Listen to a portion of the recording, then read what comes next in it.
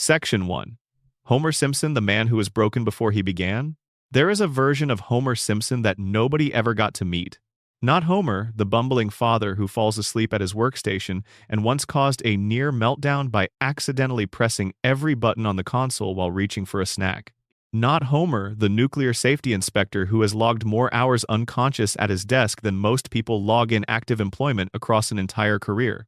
Not Homer, the man who got his arm lodged inside a vending machine for 6 hours because he refused to release the chips even when the fire department arrived with bolt cutters, when the building manager arrived, when a crowd gathered, and when the local news showed up. There is another Homer. A Homer who reads and understands what he reads, who thinks carefully before he speaks, who listens, genuinely absorbs and responds to complex situations with clarity and genuine purpose.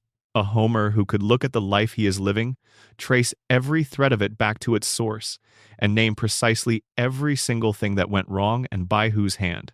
That Homer existed. The show proved it once, in a single episode, and then the episode ended and Homer disappeared back into the fog and the show moved on.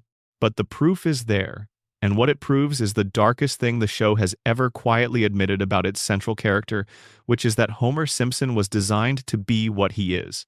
Not by genetics, not by bad luck, by a specific person making specific decisions over a span of time that began before Homer was old enough to understand what was being done to him. Let's begin somewhere that looks like a setup to a punchline and reveals itself, on examination, to be a confession. In the 12th season, an episode called HOMR establishes that Homer has been living his entire adult life with a crayon lodged in his brain. Not metaphorically, physically. A piece of waxy, primary-colored children's stationery has been pressing against Homer's frontal lobe since childhood, suppressing the neural tissue responsible for complex reasoning, higher-order thinking, abstract planning, and the metacognitive capacity that allows a person to step outside their own experience and understand what it means. The crayon has been there for decades. Several doctors have examined Homer across the course of the series. Not one of them found it. The question of whether this represents a staggering collective failure of medical competence in Springfield, or whether some of those doctors looked and chose not to say anything, is one the show raises and then deliberately does not answer. When the crayon is finally located and removed, the change is not gradual. It is immediate and total. Homer becomes, overnight and measurably, a person of high intelligence. He reads complex material with comprehension. He writes a technical report on the nuclear plant's safety failures that is so thorough and so accurately documented that the facility is shut down. He has a conversation with Lisa about ethics and philosophy that is the first conversation in their shared history where her father has met her at her actual level. He looks at his life with the eyes of someone who can finally see what is actually there. And then he has the crayon put back in. He chooses this, voluntarily and with full awareness of what he is choosing. He asks a doctor to return the cognitive impairment. He chooses to go back to the fog. The show presents this as a man who couldn't handle intelligence, who found the clarity made him miserable, who preferred the comfortable numbness of not understanding to the uncomfortable precision of understanding too much. That is true, but it is the surface truth.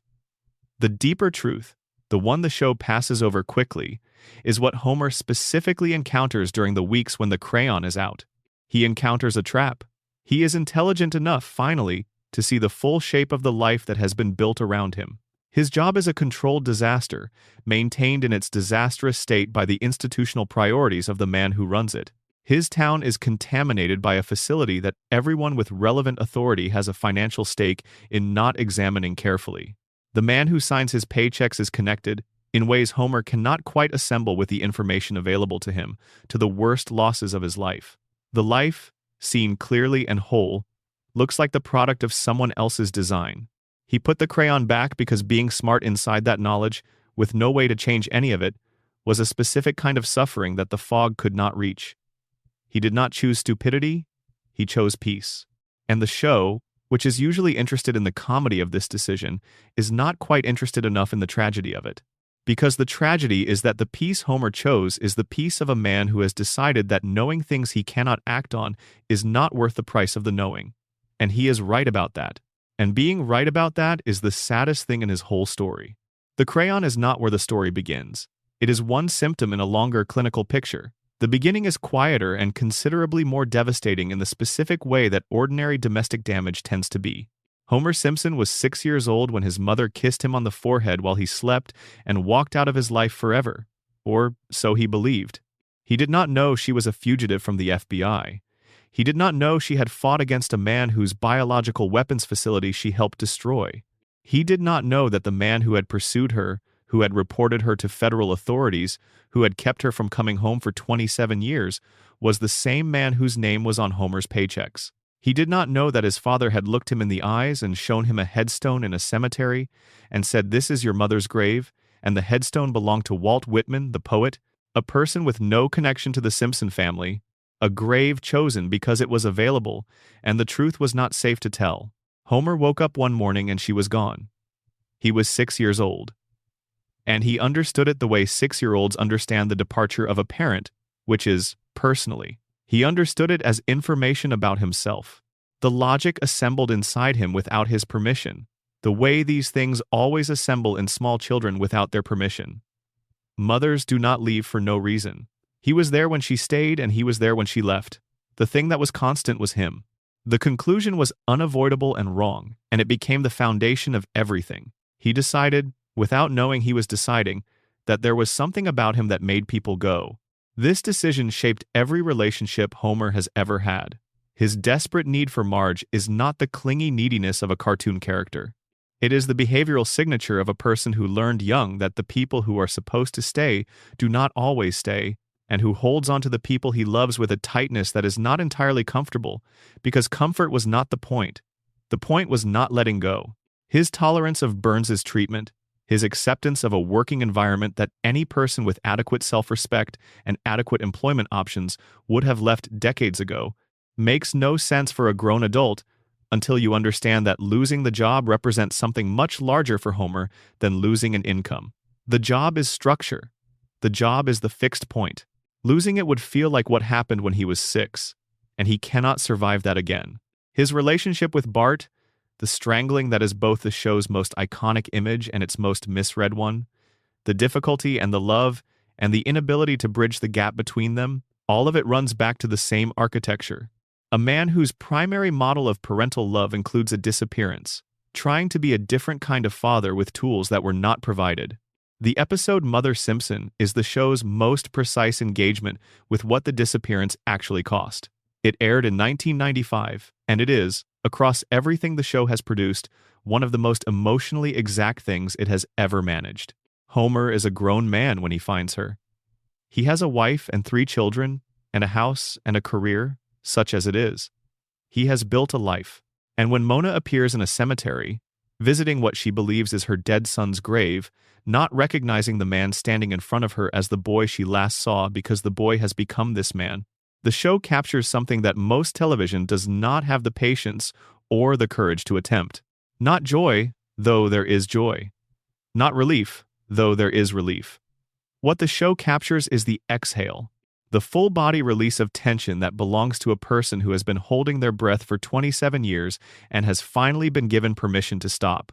Homer stands in front of his mother, and the thing that moves across his face in that moment is the end of a belief he has carried since he was a child. The belief that he was the kind of person whose mother would rather be dead than come home to. And then she has to leave again. Burns spots her. Burns, even decades later, even with everything else on his agenda, is still maintaining the mechanism that destroyed the Simpson family in the first place. Homer watches her go. He knows this time why she is going. He knows who is responsible. And somewhere in the fog-wrapped recesses of his brain, a connection almost forms. The man who destroyed his family is his boss. These two facts are in the same brain. The fog keeps them from finding each other. That is the architecture of Homer's tragedy. The information is all there. The man who stole his childhood employs him. The deal that guaranteed his job was made by his father with his enemy. The crayon that suppresses his intelligence was lodged in his skull before he was old enough to resist it and never found by doctors who were, at minimum, not trying very hard to find it. Everything is present. Nothing connects. The fog does its work. Burns did not stumble into employing Homer. The deal with Grandpa Abe, the bargain struck in exchange for Abe's silence about something Burns had done, guaranteed Homer's permanent employment at the plant regardless of his performance. Burns needed someone in the safety inspector role who would not inspect anything. Homer was ideal. And Burns had helped create the ideal by driving Mona away when Homer was a child, ensuring that Homer would grow up emotionally broken in the specific way that produces exactly the kind of worker Burns needed. Desperate for stability, unable to risk losing the fixed point, constitutionally unable to walk away from a bad situation, because walking away has always felt, to Homer, like a rehearsal for dying. The man who destroyed Homer's family then built a trap around the destroyed version of Homer and charged him a salary to stay in it. Smart Homer, the Homer without the crayon, saw the trap, could not escape it. Put the crayon back because clarity inside a prison you cannot leave is worse than fog inside the same prison. And the love survives all of this. That is the part of Homer's story that is easy to miss because the comedy keeps covering it. Homer loves his family with a completeness that his circumstances make very difficult to express, and that his cognitive limitations make very difficult to articulate, and that exists anyway, underneath all of it, as the bedrock. It did not require intelligence to form. It does not require clarity to persist. It is the one thing in Homer's life that the system he lives in has not managed to compromise or eliminate. He goes to work every morning for the man who took his mother. He comes home every evening to the people who are the only proof he has that he matters. He does this with a love that is vast and real and entirely unconditional. And the tragedy is not the love. The tragedy is that the love cannot see clearly enough to protect what it loves from the thing that is slowly damaging it. Burns never found the love. That was the only thing he missed. Drop a comment with the time and wherever you're watching from. And if you're settling in for the night, subscribe. These will be here whenever you come back. Section 2. Marge Simpson. The architecture of a carefully chosen life. There is a person that Marge Simpson set down in her early 20s and has not picked back up. Not because she forgot it was there, not because the setting down happened gradually enough that she did not notice it happening. She knows exactly what she put down and when and why. She made a choice with her eyes open about what the choice would cost. She looked at the life in front of her, the one with Homer in it, the one with the family and the house and the particular shape of domestic existence that being with Homer was always going to produce, and she said yes to it, with full awareness that yes meant no to some other things.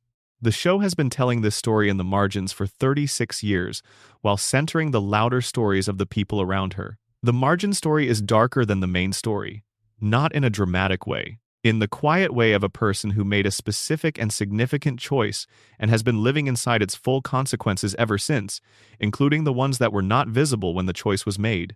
Let's start with who Marge was before the role became the primary thing.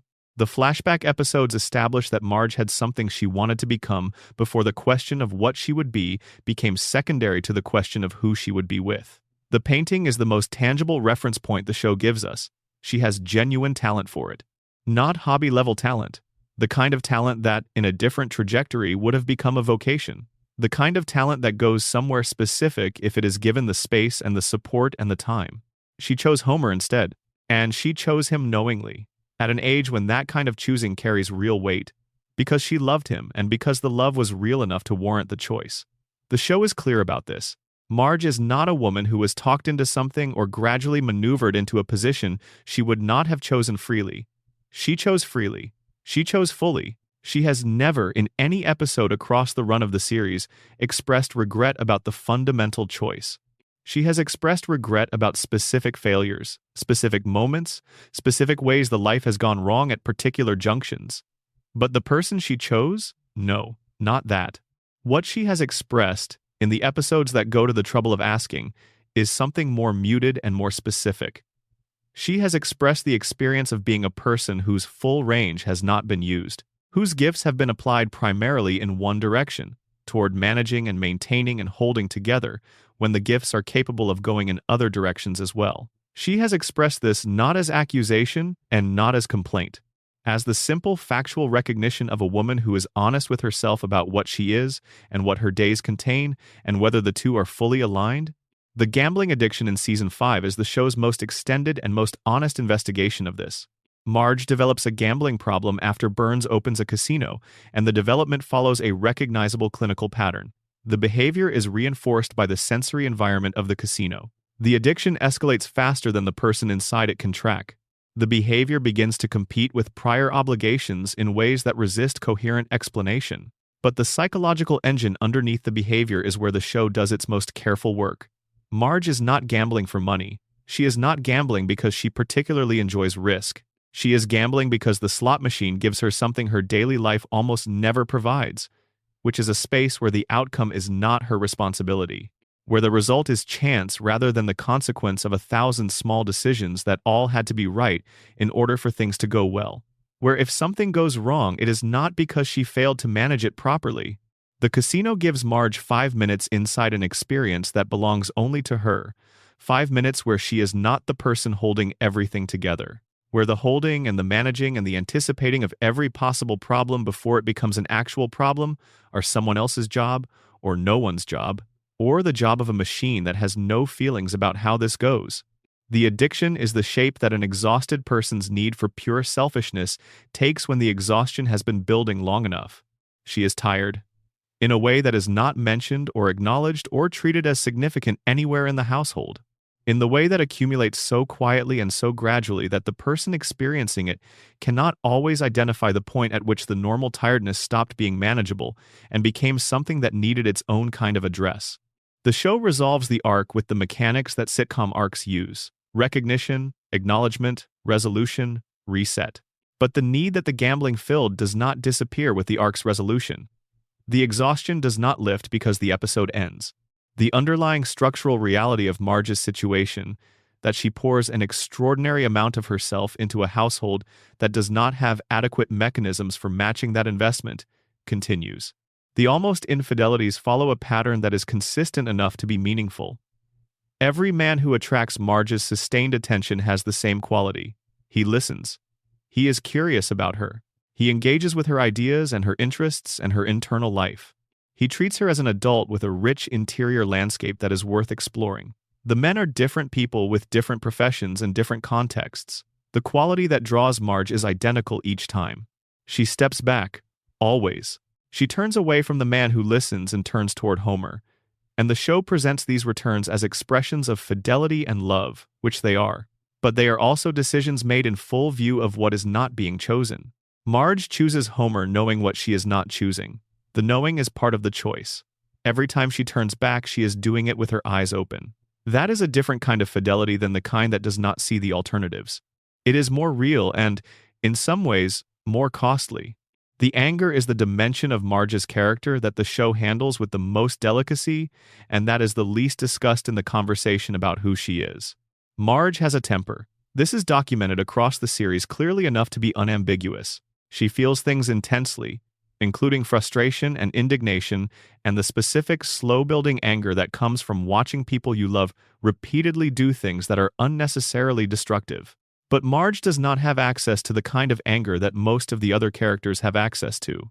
Homer's anger is immediate and physical, and entirely unfiltered. Bart's anger is performative and creative. Lisa's anger is converted into precise argumentation.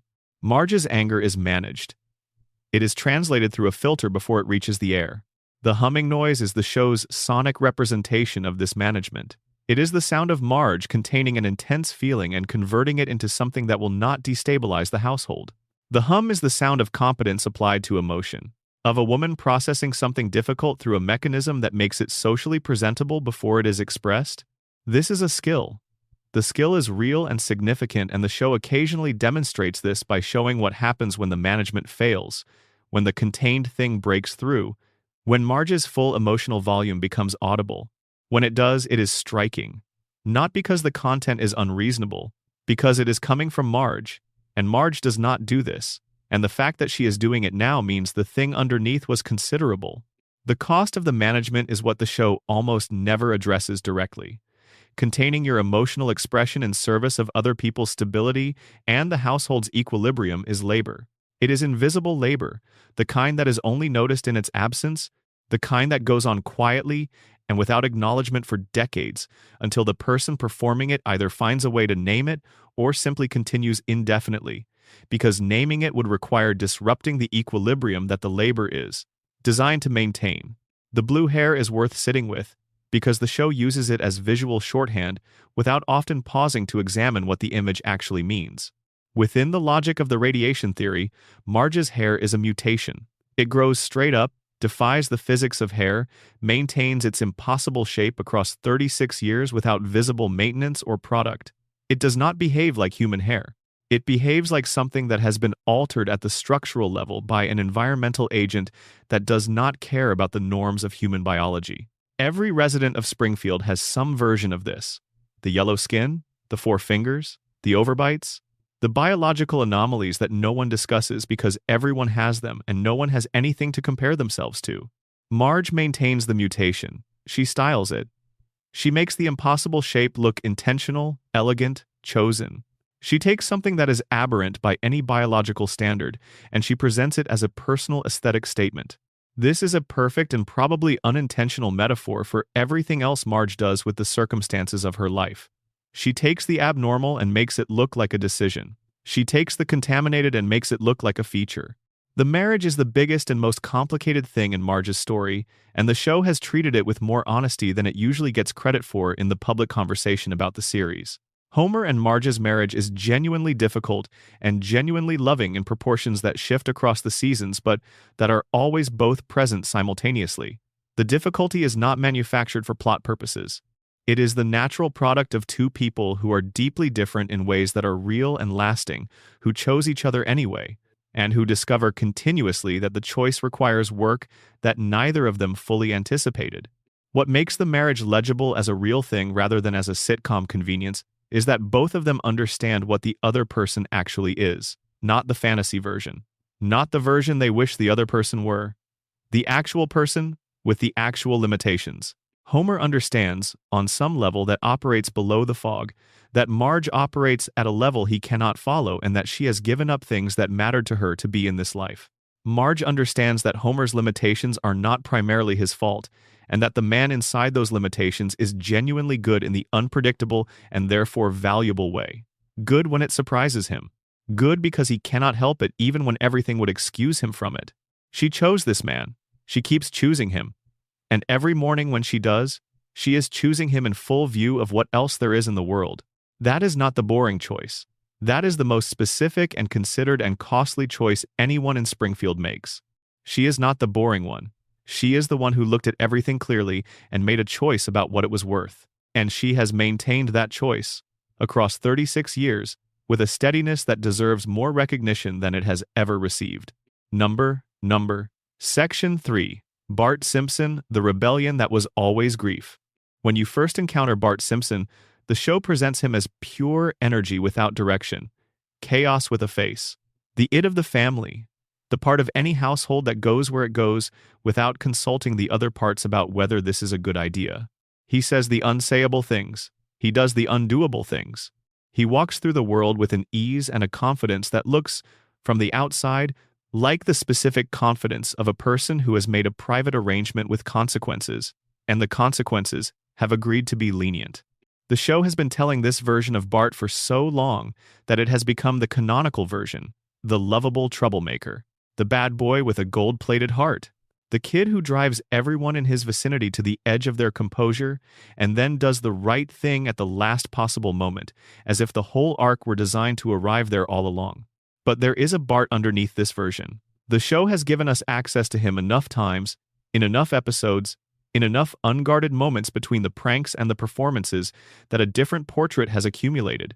And the portrait of the actual Bart Simpson is considerably more complicated than the official version, and in some of its dimensions considerably darker, and in others considerably more worthy of the kind of attention and care that Springfield does not reliably provide. Begin with what Bart is actually good at. He reads people. He reads them with a precision and a speed that is genuinely exceptional, and that the show has rarely paused to examine as the skill it is. Bart can walk into a room he has never been in before and map it in minutes. He identifies who holds authority, how they hold it, where the pressure points are, what each person in the room specifically needs or fears or wants. He processes this information continuously and mostly without appearing to process it, which makes him even more effective because the people he is reading do not know they are being read. He plans. The pranks, when you examine them carefully, are not impulsive actions taken in the heat of a moment. They are the outputs of a planning process that is genuinely sophisticated. Multiple dependent steps, contingencies for various failure modes, an anticipation of how the people involved will behave at each stage, and a design that accounts for those predicted behaviors. Executing one of Bart's major operations is doing project management. The goal is chaos, but the path to the chaos is carefully constructed. He leads. His social position at Springfield Elementary is not simply the product of being the most famous troublemaker. It is the result of an ongoing and active effort to maintain relationships, to manage the dynamics of his peer group, to project an image that attracts loyalty, and to defend that image against challenges. Bart is working constantly to remain who he appears to be. The work is invisible because the work is designed to look effortless. All of these capabilities are in service of an identity that Bart chose, not assigned to him, not inherited, chose. He became the troublemaker at some point in early childhood, at some moment when the available identities were examined and the calculation was made. And the troublemaker was the most viable option given the specific inputs. The academic identity required an environment that rewarded academic achievement and a child whose particular form of intelligence was legible to the systems that reward academic achievement. The identity that worked within the institutional structure required trust that the institution would work with you in return. The evidence for that trust was not compelling. So Bart built his own legitimacy outside the system. He found the context where his specific gifts were assets rather than liabilities, and he made that context his home. And he has maintained the performance of that identity so successfully and for so long that the distance between the performance and the person has become very small. But the show has given us the person in enough episodes that the portrait is complete enough to matter. The loneliness is the central thread. Bart is almost always surrounded by people and almost always alone. The pranks require an audience, but the audience is not company. The social position requires maintenance, but the maintenance is not connection. Milhouse is real. The friendship with Milhouse is one of the more authentically rendered friendships in the series, but it is a friendship between two people who need each other in ways that are not always healthy. Milhouse's worship and Bart's reliance on the worship as evidence that someone is always going to be there is the dynamic the show has documented across 36 years without always naming it as the thing it is. The thing it is, Bart needs someone to be reliably there because he learned early that reliable presence is not guaranteed. The person who was most reliable in his life before Marge was Homer.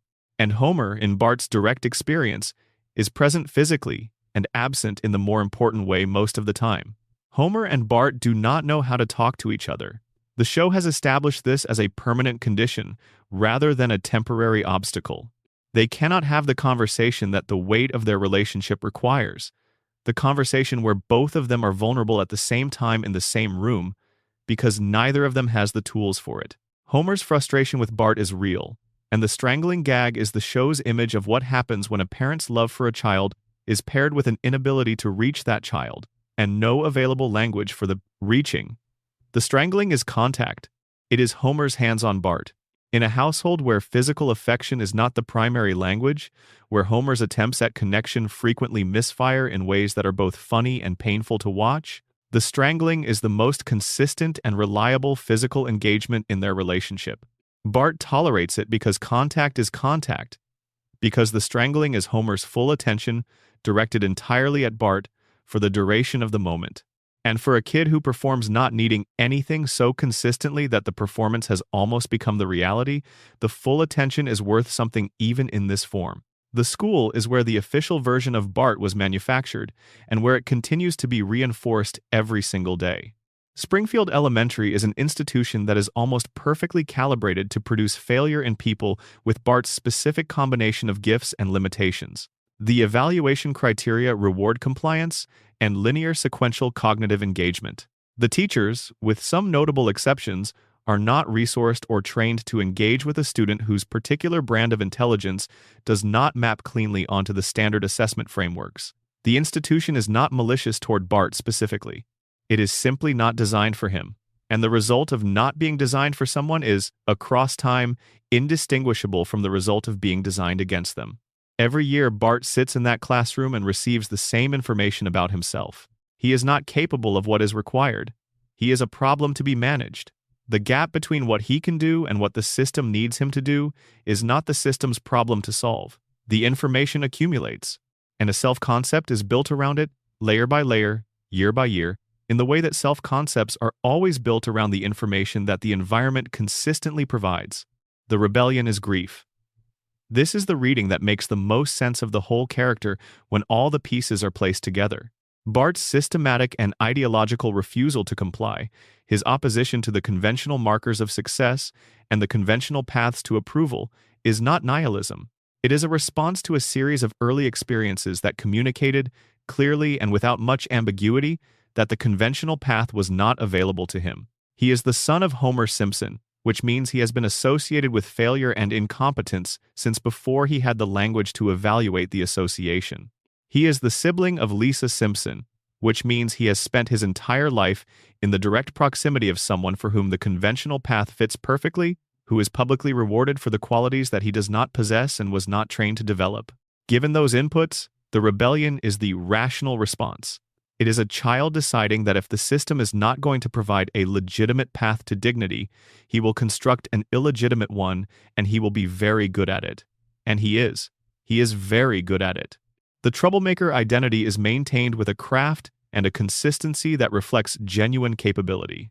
But what the troublemaker identity cannot do is give Bart access to the things he actually wants, which the show reveals in its best episodes with enough precision that the list is legible.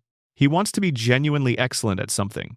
The cooking, the band, the miniature golf, the episodes where the show gives him access to a domain where his gifts are recognized and cultivated show a Bart who is hungry for the specific satisfaction of genuine mastery. A Bart who pours himself into something not because the performance requires it, but because the thing itself is worth pouring into. He wants to be seen by his father, not managed or contained or interacted with through the mediation of the strangling gag. Actually seen, understood at the level of what he actually is, rather than at the level of what the report cards say he is. He wants to be in a context where the planning and the people reading and the leadership are recognized as the gifts they are, rather than as the tools of disruption. The floating timeline will not let him have any of these things. He will always be 10. He will always be in 4th grade. The clock does not move. And beneath the performance, consistent and undeniable if you look for it, is a kid who cares very much. About the things he pretends not to care about the people he performs not needing, about the version of himself that would have flourished in a different environment, that he can almost see sometimes in the moments between the acts, that disappears every time someone is watching. The Bart underneath the Bart, still looking for his thing, still waiting for the moment when his particular gifts are exactly what is needed. The clock does not move. He is still waiting. Number section 4. Lisa Simpson, the saddest genius in television history. There is a particular kind of suffering that belongs to people who are right too early. Not right in a small way. Not right about things that will be validated in the next episode and resolved cleanly before the credits. Right about the structural things, the foundational things, the things that are so clearly wrong that having to articulate why they are wrong to audiences that should already be able to see it is itself a form of suffering. Right in the way that makes being right into a burden rather than a resource. Lisa Simpson has been right about almost everything the show has raised for 36 years.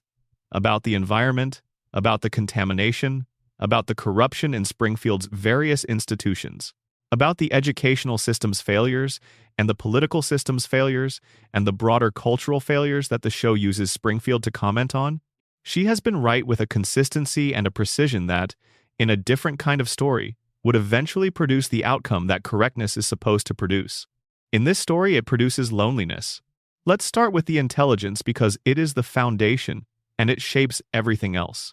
The show has measured Lisa's intelligence in various ways across the series, and the measurements are consistent. She operates at a level that, in an environment organized around her development, would result in specific institutional support, access to peers who could keep up with her, teachers whose job was to extend rather than contain her, and the particular kind of community that allows a mind like hers to feel that its natural mode of engaging with the world is a feature rather than a problem. Springfield cannot provide any of this. Springfield Elementary is an institution that is mediocre in ways the show has documented in detail. The teachers rotate through with variable quality. The curriculum does not accommodate anyone operating significantly outside the median, in either direction. Lisa sits in the same classroom as Bart. She comes home to a household where her most intellectually stimulating ongoing relationship is with a musical instrument. The saxophone is not a minor element. The show has used it with enough consistency and enough emotional investment that it functions as its own presence in Lisa's story. It is the container for the overflow.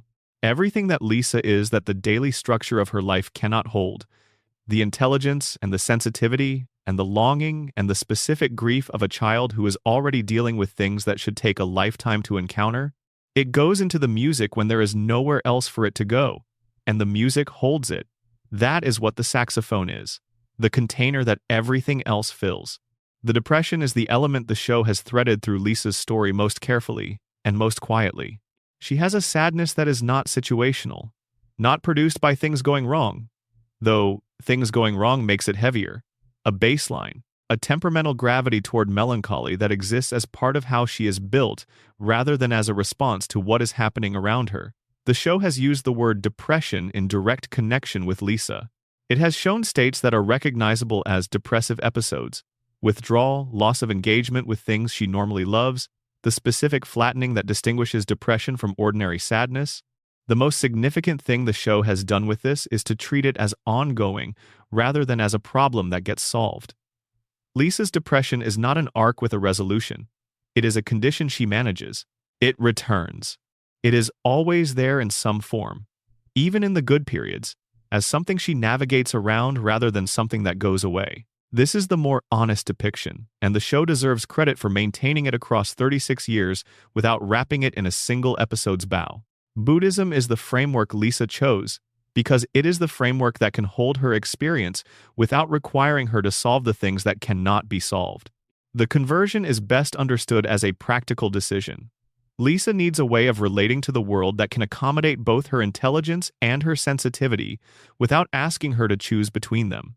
Most available frameworks either ask her to ignore the things that make her sad, which is not possible for Lisa, or to fix them, which is largely not possible given her age and her resources. Buddhism, as the show depicts it, offers a third option, a way of being in relationship with suffering that does not require the suffering to be resolved before the relationship can be livable. This is useful for someone who is sad about things that are structural and ongoing and not going away regardless of how clearly they are understood. The friendship landscape is one of the loneliest elements of Lisa's story, and the show has returned to it enough times to make clear it is not accidental. The girls at Springfield Elementary are social connections without the substance of genuine friendship. Lisa participates in them because the alternative is complete isolation and because even the form of connection is better than nothing. But she knows the difference. She has always known it.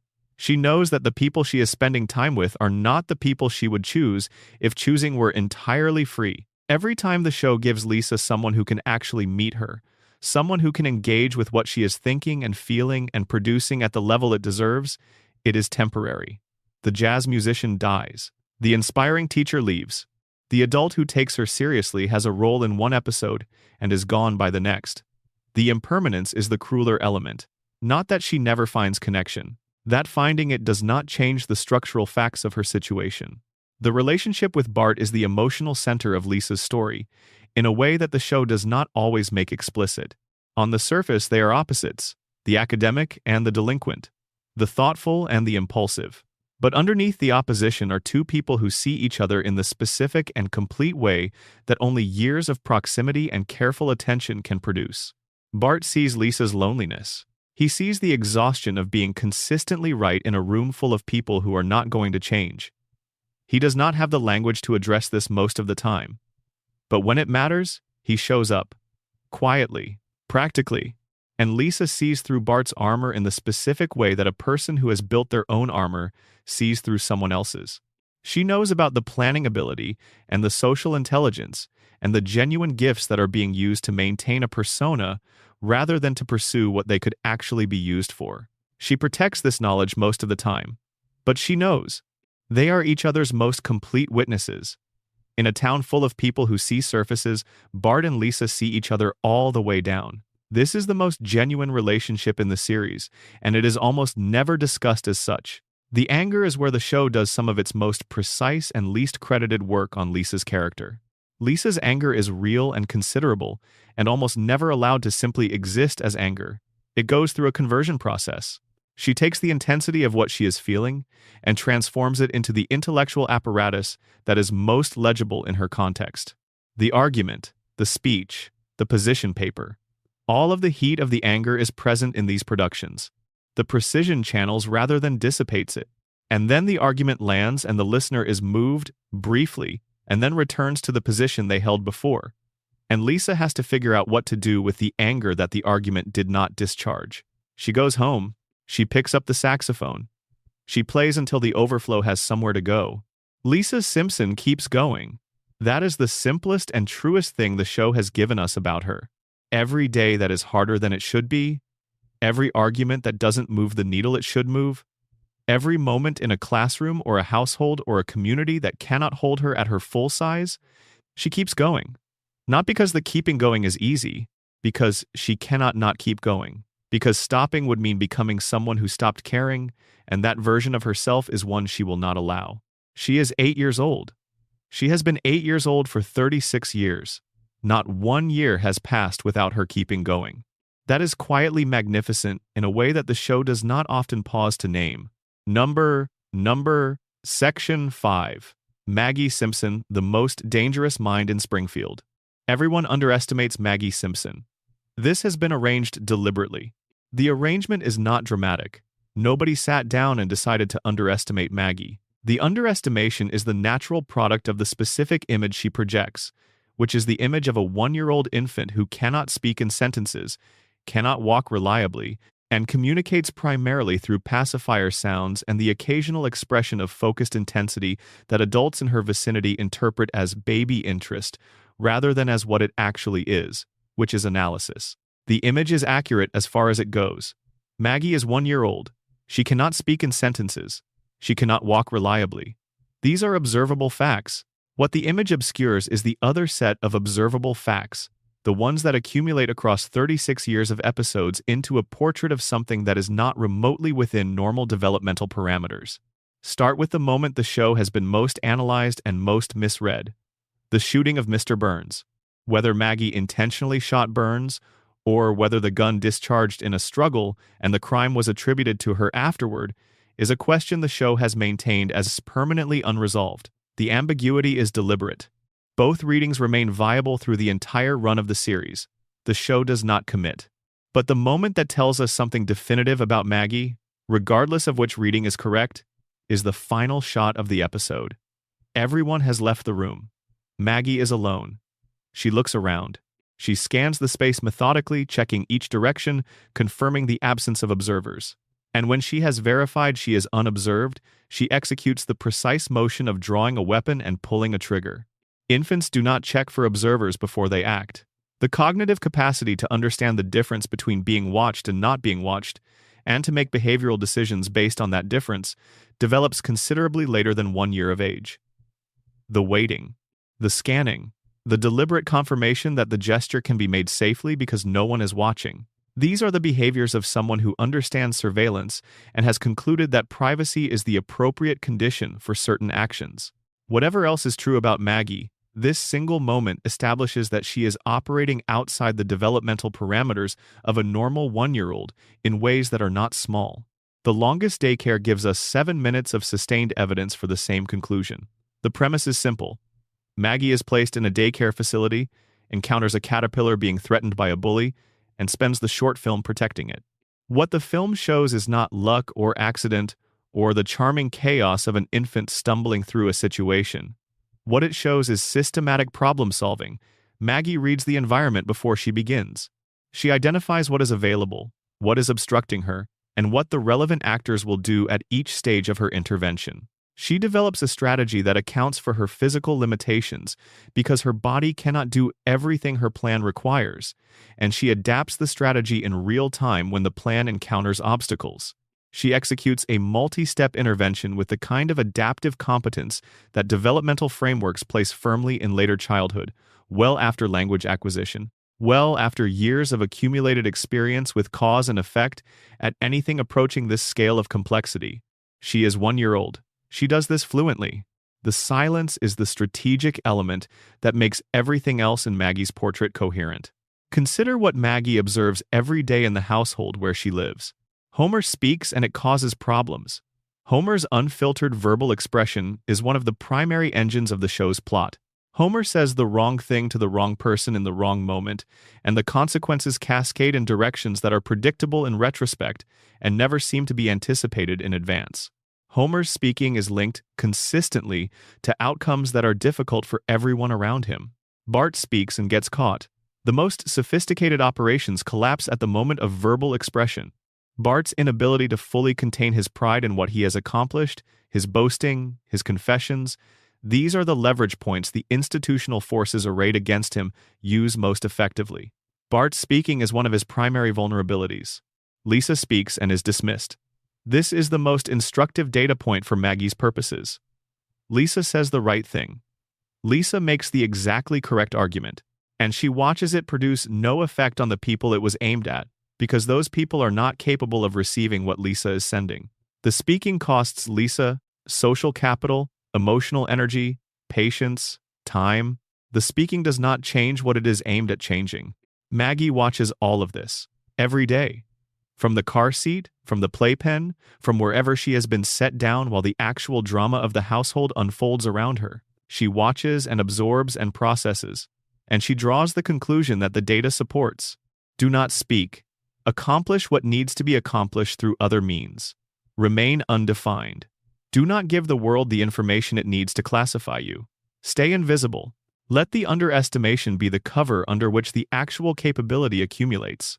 This is not infant behavior. This is the decision of a strategist.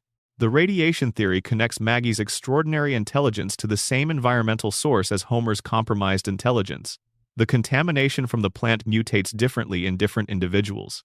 Where Homer's mutation suppressed his cognitive capacity to a level well below his biological potential, Maggie's mutation amplified hers to a level above what any developmental framework would predict. Same environmental cause, opposite effects. Homer and Maggie are the outer limits of the same spectrum. The coma theory offers a different source. If everything since 1993 is Homer's dream, then Maggie's brilliance is Homer's deepest hope for his youngest child projected into the dream. He cannot see her grow. He cannot know who she becomes. He cannot protect her, so in the dream, she is protected by her own capabilities. He makes her extraordinary because the dream is the only medium available to a father who is not there. Her genius is, in this reading, love expressed through the only channel available. Both theories arrive at the same observation. Maggie's silence is her own, her patience is her own.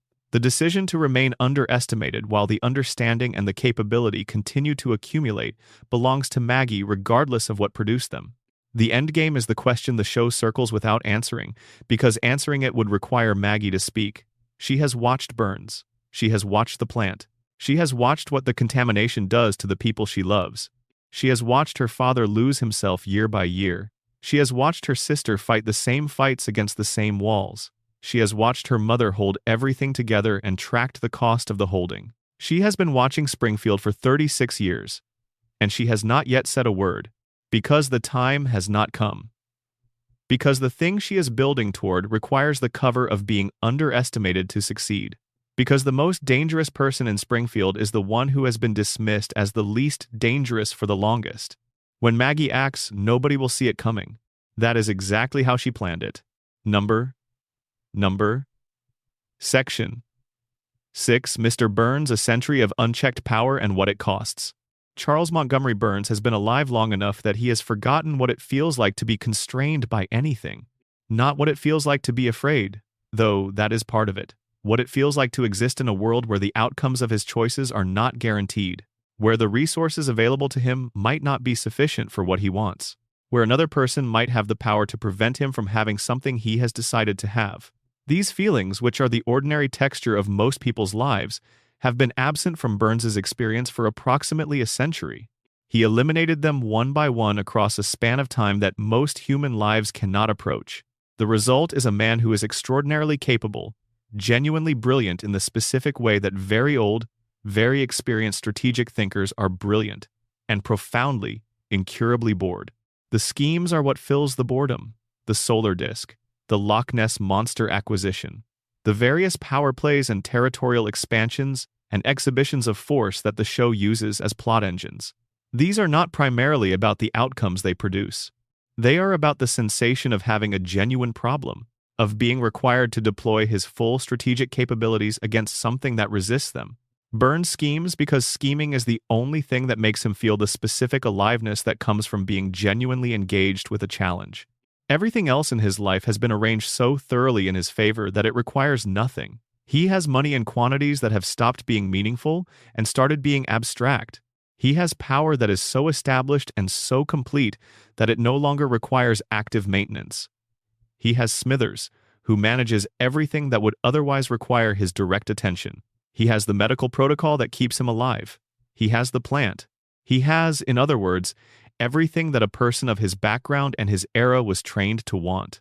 And having it all for long enough has produced in him the specific condition of a person who has stopped being able to want things he does not already have. The Three Stooges syndrome is the scene the show is most famous for in connection with Burns's biology, and it is worth spending time on because the comedy of it obscures what the scene is actually establishing.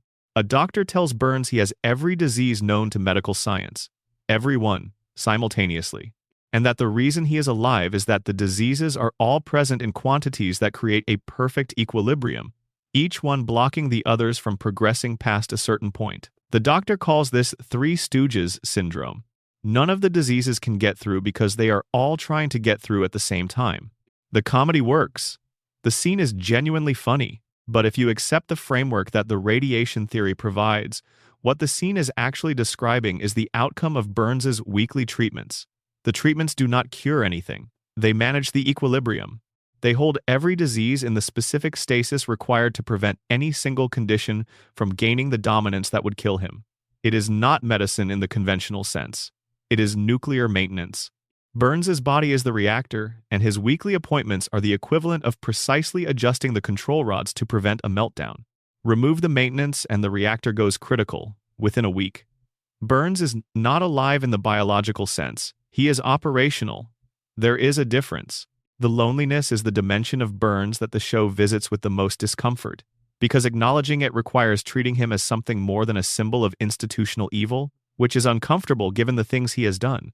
But it is there. Burns has no genuine relationships. Smithers is as close as he comes, and the structure of the Burns-Smithers relationship, which we will examine in the next section, makes genuine reciprocity impossible. Burns has money and authority, and the presence of staff, and the continued operation of a corporation that requires him. He does not have anyone who knows him, anyone who engages with him as the actual person he is, rather than as the role he occupies. Anyone who would choose to be in his company if the choice were entirely unconstrained. The teddy bear episode, where a beloved childhood toy is returned to Burns and he responds with the unguarded and completely genuine joy of a child who has recovered a lost thing, is one of the most unexpected emotional moments in the series. For a moment, all of it drops. The century of accumulated power, the strategic persona, the indifference to other people that has become the defining quality of his engagement with the world. And there is just a very old man holding something soft, something from before he became what he became, and being happy in the way that children are happy when the world gives them back something they thought was gone. That boy became Burns through a process that takes a very long time and requires the specific environment of no accountability. The wealth came first, the context that made anything possible, the century of consistent confirmation that he could take what he wanted and face no meaningful consequences for the taking. Not because the world was designed to protect him specifically, but because he arranged the world, systematically and over an extraordinary span of time, to protect him from consequences. He turned the accidental advantage of his birth into an engineered insulation from accountability that is now so complete it is structural. He is not the villain of a story who can be defeated and whose defeat would resolve the problem. He is an architect. The plant will not die when Burns dies. The contamination will not stop. The economic dependency that Springfield has on the institution he created will not end. He has built something larger than himself that will continue doing what it does regardless of whether he is present to oversee it. That is the century in miniature. Not a man who does evil things, though he does evil things. A man who builds systems that do evil things automatically, in perpetuity, in his absence. He is the designer of Springfield's permanent captivity, And he has been designing it, one piece at a time, for over 100 years. Number. Section 7. Ned Flanders' goodness that was built by other hands. Ned Flanders is what happens when the wrong people design a person with the right intentions. Not wrong in the moral sense. The people who designed Ned, his parents, and the psychiatrist who treated him were attempting to help. The behavioral conditioning that produced the Ned the world sees was undertaken by people who identified a genuine problem and developed and applied a solution that, in specific and narrow technical terms, worked. The uncontrollable child was controlled. The result is the man who lives next door to Homer Simpson. The result is also a man who cannot stop being good even when being good is destroying him. The specific details of the reveal in Hurricane Neddy are important because they are precise enough to take seriously on their own terms. Ned was not born patient. His patience was installed. He was not born with the capacity for forgiveness as a reflexive response to being wronged. The reflex was trained. He was not born with the gentle temperament and the relentless positivity that the show has used as his defining characteristic for 36 years. He was born with something else. The show describes an uncontrollable child with no capacity for managing his impulses and no framework for understanding why managing them might be in his interest. His parents, ideological non-interventionists who believed deeply that discipline was a form of oppression, had provided him with no tools for navigating a social world that expected compliance. The psychiatrist Dr.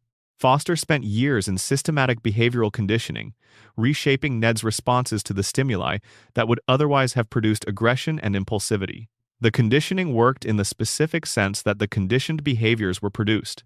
Ned became the person whose conditioned responses are now his presenting personality. But conditioning is not transformation. The emotional substrate that the original behaviors were expressing did not disappear when the outlet was closed. Ned's anger, his impulsivity, his capacity for intense emotional response, all of these are still present. The outlet for them was shut. The pressure continued to build. Hurricane Neddy is the episode where the valve gives. The storm destroys his house. The community's rebuilding effort is well-intentioned and badly executed and produces a house that collapses immediately. And Ned, who has absorbed this final indignity on top of everything that the episode has stacked onto him, breaks. He stands in the ruins and he says everything he has been unable to say. Not for the past week, for decades. The speech is extraordinary not because of what it contains, but because of its source. This is Ned saying the direct thing, not the conditioned response. The actual thing. And the show treats this, correctly, as both a comedic moment and a genuinely unsettling one, because the Ned who is saying these things is a version of Ned that was not supposed to exist anymore, and that turns out to have been there all along. Then he is institutionalized. The conditioning is reinforced. He goes home. And by the next episode, he is Ned again. Fully, seamlessly, unconditionally Ned. The valve has resealed. The pressure has recommenced its accumulation. Maud's death is where Ned's story becomes most genuinely painful. She was killed by a t-shirt cannon, redirected by Homer's reflexive self-preservation that knocked her from the bleachers at a racing event. She was the person who understood Ned's specific framework, who shared his values, who had built a life alongside him that neither of them could have built alone. She was his person. And she died because of Homer Simpson. Not maliciously, not with any intent, just as the accidental consequence of Homer being Homer in a context where Homer being Homer had catastrophic results for someone else. The result is the same as if it had been intentional for Ned's purposes. Maud is gone. The children grow up without a mother. Ned faces the rest of his life without the person who understood him. And Ned forgives Homer, because the conditioning requires it, because the faith he has organized his life around requires it, because the alternative, the direct expression of anger at the specific person whose behavior was the proximate cause of his wife's death, is not accessible to him. The conditioning closed that door. The forgiveness is the only door that remains open. This is not grace in the theological sense. Grace is a free choice to extend something that is not owed. What Ned does is the produced output of a system that was installed in him before he was old enough to evaluate whether he wanted it installed. The forgiveness is real in its effects. It is not free in its origins. The theological dimension is the darkest joke the show tells about Ned, and it is told with such gentleness that it almost passes for something else. God talks to Homer.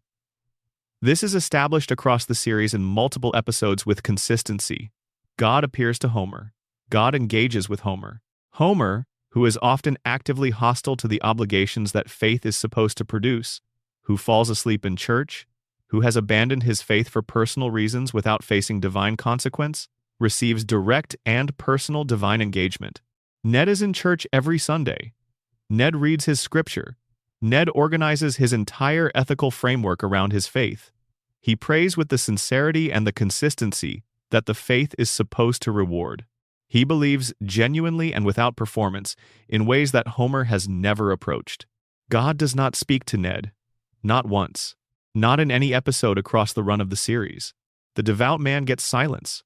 The lapsed man gets the divine conversation. The show is not making a theological argument. It is making a satirical observation about how the universe of this show distributes its attention, which is by entertainment value rather than by moral merit. Homer is interesting. Ned is good. Interesting gets the attention. Good gets the quiet. And Ned has to decide what to do with a faith that is not being answered. He has to find a way to maintain the belief without the confirmation. To organize his life around something that does not return the investment in kind. To keep showing up to church every Sunday in the presence of a God who is visibly engaged with his neighbor and visibly not engaged with him. The faith holds. He keeps choosing it in the absence of any evidence that the choosing is being noticed. That is the most genuinely voluntary thing about Ned. Not the kindness which was built into him. The faith which he chose and keeps choosing with no return on the investment and no obvious reason for the continued investment except that he believes it is right. He is the saddest person in Springfield, and the most carefully disguised. Number section 8. Smithers everything for someone who cannot receive it. The most extraordinary fact about Wayland Smithers is not his devotion to Burns, it is his competence. And the most revealing fact about his situation is that the devotion has made the competence invisible, even to the person it most benefits. Smithers runs Burns, not in any formal sense, in the practical operational sense. Burns is the most powerful man in Springfield. But Burns is also very old, highly dependent on a specific medical protocol, and organized around frameworks for understanding the contemporary world that were formed approximately a century ago and require constant translation before they can be applied to current circumstances. Smithers performs this translation, continuously, seamlessly, in a way that Burns is rarely aware is happening. He manages the schedule that keeps Burns alive. He manages the communications through which Burns's institutional power is exercised. He manages the interface between Burns's 19th century instincts and the 21st century regulatory and business environment that the plant is supposed to be operating within. He manages, in the broadest sense, everything that would otherwise require Burns to function independently, and Burns cannot function independently in any meaningful way for more than 48 hours before the absence of Smithers begins producing visible deterioration. The episodes that test this are consistent in what they reveal. Smithers takes a vacation. Smithers is fired. Smithers is for any reason removed from his position. And the plant, which was already running in a state that charitable observers might describe as barely functional, begins to fail in more dramatic ways. Burns, who considers himself the architect of his own success, proves to be the person who performs the vision while Smithers provides the operational reality that makes the vision possible. Smithers knows all of this. He has known it for a long time. He knows that his absence is not an inconvenience but a death sentence, literally, because the treatment schedule requires management, and without management, the schedule fails, and without the schedule, Burns is dead within a week. He holds the life of the most powerful man in Springfield in his scheduling software, and he treats this knowledge with the same discretion he treats everything else about Burns. He does not use it as leverage. He does not acknowledge it as power. He simply continues doing what he does, every day, because the doing is the point. The father's death is the element of Smithers's backstory that the show handles with more delicacy than any other piece of his history, and for good reason. The elder Smithers worked for Burns and died in an accident at the plant that Burns was at minimum implicated in. The response to this death was for Burns to take the infant Wayland into his orbit. Not formally. Not with the assumption of parental responsibility. But in the way that powerful men sometimes respond to the consequences of their actions by incorporating those consequences into their operational environment rather than genuinely addressing them. Smithers grew up understanding, at some level that was not necessarily articulated but was operative, that the most significant institutional presence in his life was the person responsible for his father's absence. The psychological structure this produces is not simple. It is not something that can be described cleanly as devotion or as obligation or as the specific kind of attachment that forms between a person and the role that defines their life. It is all of these things layered on top of each other in ways that Smithers himself may never have fully parsed. The love is real. The show establishes this clearly enough that dismissing it as performance or pathology misses something important. When Burns is in danger, Smithers' response is not the response of an employee managing an institutional liability. It is the response of a person who is frightened for someone whose well-being matters to them in a way that is not reducible to professional obligation. But the love is unreturned. Not because Burns is incapable of the feeling, the teddy bear episode establishes that he is not, but because Burns has never encountered Smithers as an equal, and you cannot love what you have never encountered on equal terms. Burns has encountered Smithers as an extremely valuable function, as the function who keeps the reactor running in every sense, as the indispensable piece of infrastructure without which the whole thing collapses. He has never encountered Smithers as a person. The tragedy of Smithers is that the person he most needs to see him, the person whose recognition would actually mean something, is constitutionally arranged not to look, not through malice, through the specific blindness of a person who has spent so long treating people as instruments of his purposes that the capacity to see them as people has atrophied from disuse.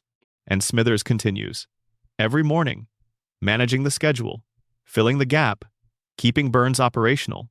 Because this is his life and he has built it, and the alternative, the version of it without Burns at the center, is a version he cannot quite imagine as something he would know how to live in. The person he is has been organized around this role for long enough that removing the role would not leave a simpler, freer Smithers. It would leave an unknown one. And the unknown is harder than the known, even when the known is a life spent in service of someone who cannot see you. He stays. He has always stayed. That is his choice. Every morning, made again. Number Section 9. Sideshow Bob the Intellectual Who Cannot Let Go. Robert Underdunk Terwilliger Jr. is what happens when an extraordinary mind is placed in an ordinary context and cannot reconcile the distance between them.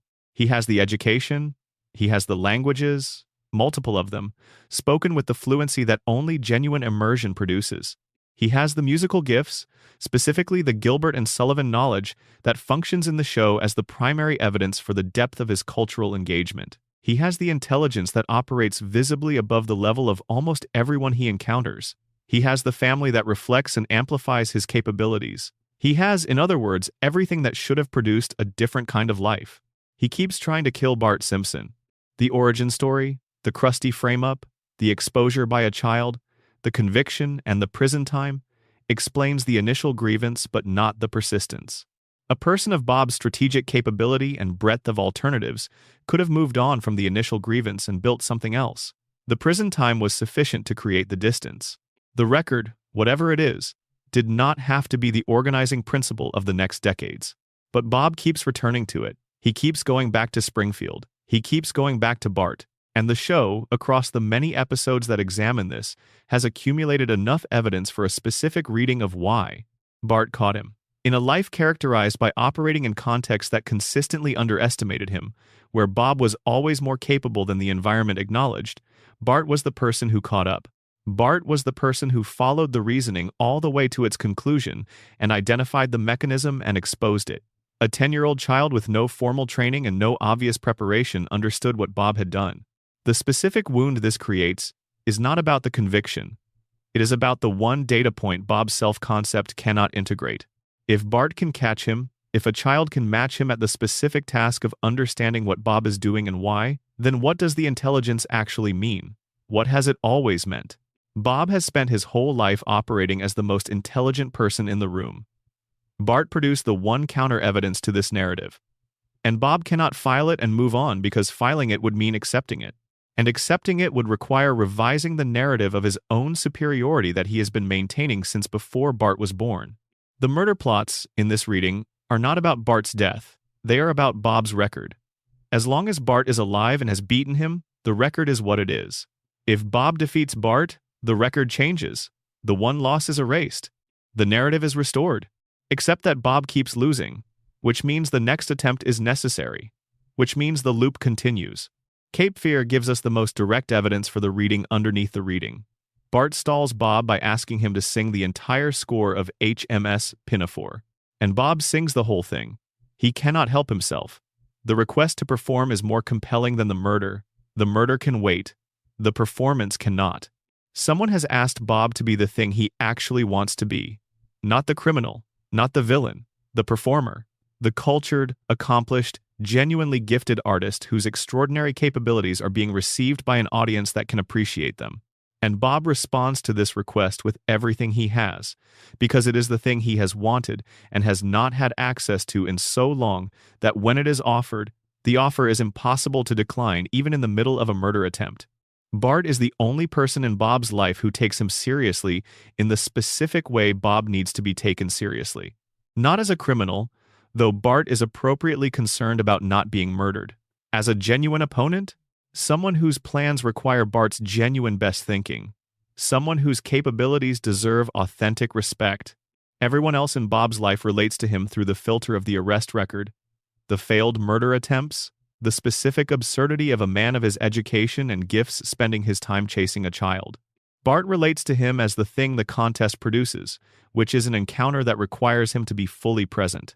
Bob needs the contest because the contest is the only thing that makes him feel fully engaged with life. He is too intelligent for most of what the world offers him. Bart does not bore him. And the thing that does not bore Bob is the thing Bob returns to, over and over, regardless of the consequences. The music is the truth. Every time Bob sings, the person he was supposed to become surfaces. The performer, the artist, the person whose gifts are in service of something beautiful. Every time the episode ends, that person goes back. The loop. Bob is trapped in his own version of Springfield's loop. He cannot move past the thing that most marks him, because the thing that most marks him is the only thing that makes him feel alive. Number. Section 10. Grandpa Abe Simpson, the man who buried the truth and learned to live there. Nobody listens to Abe Simpson. He has worked very hard to ensure this. The rambling stories, the non-sequiturs, the apparent disconnection from whatever conversation is actually happening in the room. The performance of an elderly man whose words arrive in a form that is easy to dismiss as harmless confusion, as the endearing but substantively empty output of a mind that has lost its organizational thread. These are not the symptoms of decline. They are the outputs of a man who learned over decades that the safest way to exist in a room is to become the person in the room that no one bothers to parse carefully. Because if someone parsed him carefully, they might notice the shape of what is missing. The shape of what is missing is Mona and Burns. And the deal. Abe Simpson is a decorated World War II veteran. His military service, depicted across multiple episodes with the comic exaggeration the show applies to most things but grounded in a portrait of genuine courage and genuine consequence, is the period of his life he talks about most readily. It is also the safest period. The stakes were clear. The right and wrong were externally defined. The courage required was the kind that shows up in a specific context and then is done when the context ends. The other kind of courage, the kind required in the long, ordinary stretch between catastrophes, is not something Abe has the same relationship to. That kind showed up when Mona disappeared. When the choice was between fighting for her return and protecting Homer from the knowledge that would have made the fighting necessary, between engaging Burns directly, which would have been dangerous, and making the accommodation, which was survivable, Abe accommodated.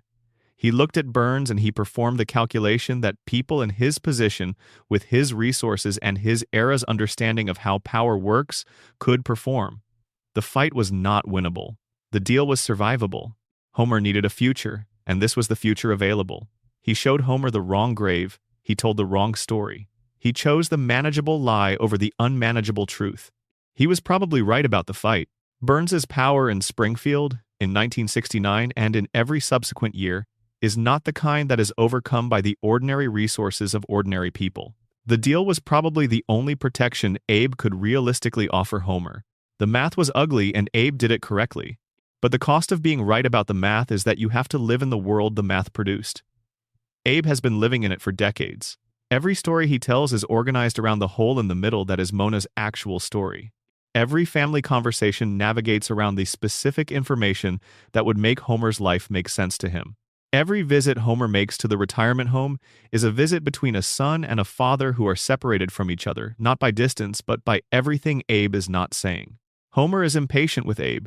He visits when guilt makes not visiting impossible. He does not listen to the stories. He does not ask the questions that would matter. He does not know, and cannot know, that the man rambling across from him is holding the explanation for his own life. That the things Homer has never been able to understand about why his life has the shape it has are sitting in Abe's memory, organized and detailed, waiting for a disclosure that is never going to happen. Abe watches Homer carry the consequences. He watches Homer go to work for Burns without knowing what Burns is in relation to his own history. He watches Homer love his family with everything he has and be unable to protect them from the thing that is slowly damaging them, because the information that would allow him to protect them was withheld from him by his own father. He watches all of this and he cannot say a word. Every time the direct story almost surfaces, something stops it, the habit of silence. The calculation that revealing it now, this late, after this long, might be the thing that undoes Homer. The fear that Homer's anger, if it found its correct target with full understanding of what that target had done, would produce consequences that Abe could neither anticipate nor survive. So the story stays buried, the rambling continues. The visit ends, and Homer goes home to the contaminated town and the employer who is his family's historical enemy and the children who deserve better than the fog-wrapped explanation of why things are the way they are. And Abe goes back to telling stories about the war, about men who did the right thing and men who didn't, and what the difference looked like from the inside, about courage and its absence, about choices made in difficult moments that defined everything that followed. He is telling himself, again and again, the story of what he did. He changes the names and the settings and the decades. He tells the same essential story in 100 different costumes, and nobody listens because the stories seem like old man rambling and the family has stopped expecting anything substantive from Abe's words, which is exactly what he needs. The man who buried the truth has built his life inside the burial. The walls of that life are the irrelevant stories. The ceiling is the performance of harmlessness. The floor is the deal. And late at night, when the facility is quiet and no one is watching, he probably tells the real story to himself. The one with Mona in it, the one with Burns in it, the one with the deal and the cost and the 27 years and the grave that belonged to a poet. He tells it to himself. He stops. The morning comes. He goes back to being the harmless old man. Because the truth, spoken aloud at this point, would require something of him that it is too late to give. And the family goes on not knowing. The loop runs. Springfield continues. And Abe continues to be the most carefully hidden person in a town full of people who are hiding. Number closing. There is something that connects all of these characters that the show has never said directly. All of them are doing the best they can inside a system that was not designed to allow them to do better. Homer is brilliant and broken and loyal beyond comprehension. Marge is extraordinary and has chosen knowingly, morning after morning, to be the thing the family is built on. Bart is gifted in ways that his world cannot measure and performs rebellion because it is the only dignity available to him.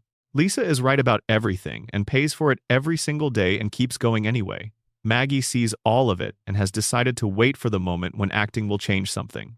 Burns is what you become when nothing ever requires you to be accountable. Not a warning, a result. An outcome that has already happened and is still happening. Ned is good in a way that was built into him by other people's hands, and would probably still be good if he could choose, but he does not get to find out which one is which. Smithers has organized his entire existence around a person who cannot receive what is being offered and keeps offering it anyway. Bob is brilliant enough that ordinary life cannot hold him, and has found the only opponent worthy of him in a child, and cannot forgive himself for it. And Abe made a deal with the enemy 30 years ago for understandable reasons, and has been living inside the world that deal produced ever since. Springfield did not create these people. It completed them.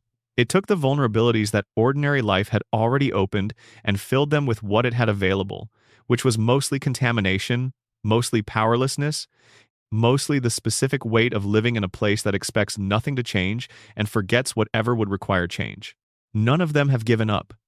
That is the most remarkable and least acknowledged fact about all of them. Homer shows up for his family every morning without the tools to fully understand why, and shows up anyway. Marge maintains the household and the marriage, and the daily miracle of a family that keeps existing.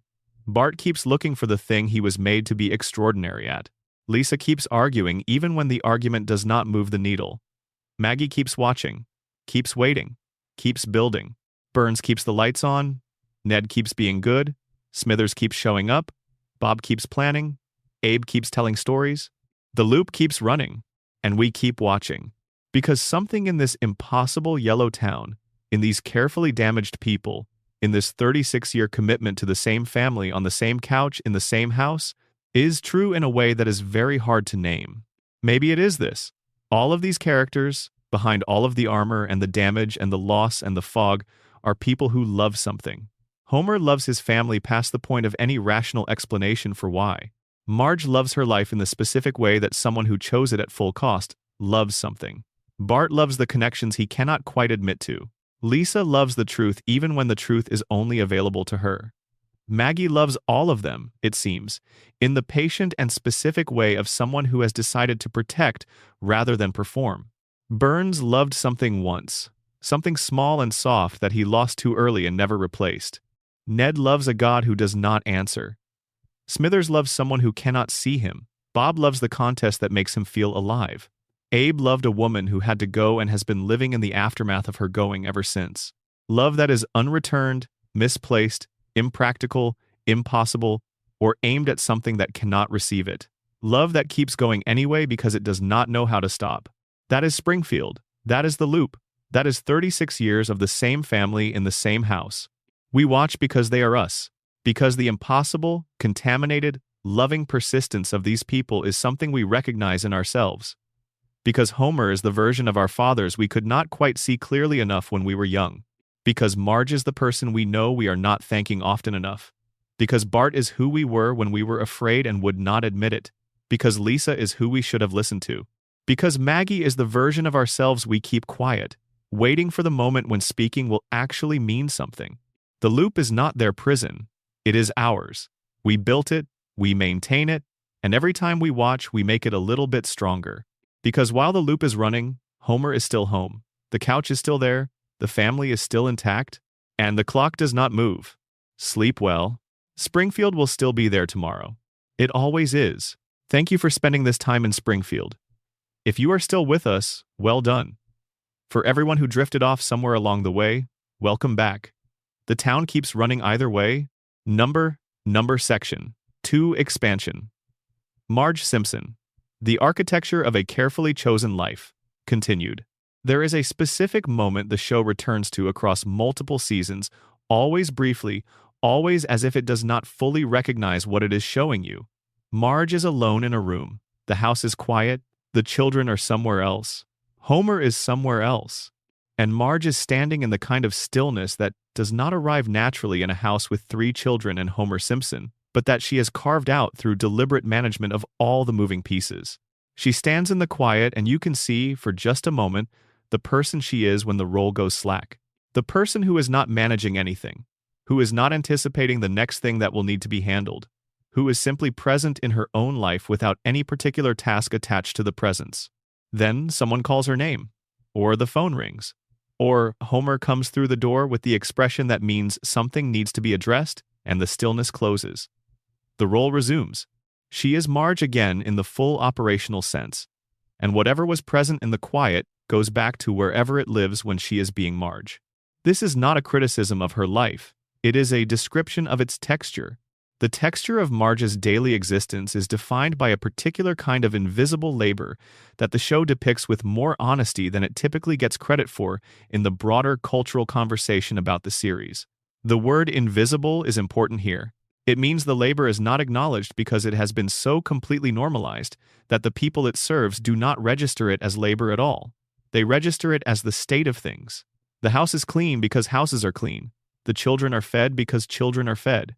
The problems that could have become crises were resolved before they reached the crisis stage because problems get resolved. The machinery of the family's daily life runs smoothly because that is what machinery does. It does not occur to Homer much of the time to trace the smooth running back to the person who is running it. Not because Homer does not love Marge. He does, with a completeness that his limited capacity for articulation makes it difficult to demonstrate. But because the thing Marge does is designed, in its very nature, to be invisible. Management that is visible is management that has partially failed. The mark of truly excellent management is that nothing appears to require management at all. Marge has been managing excellently for 36 years. The invisibility of her excellence is the most reliable fact about her situation. The painting appears across the series as a marker, an index of something that exists in Marge that is not entirely subsumed by the household. The show establishes her genuine talent for it in multiple episodes across multiple seasons. She paints Mr. Burns's portrait, and it is acclaimed as a legitimate artistic achievement. She enters competitions.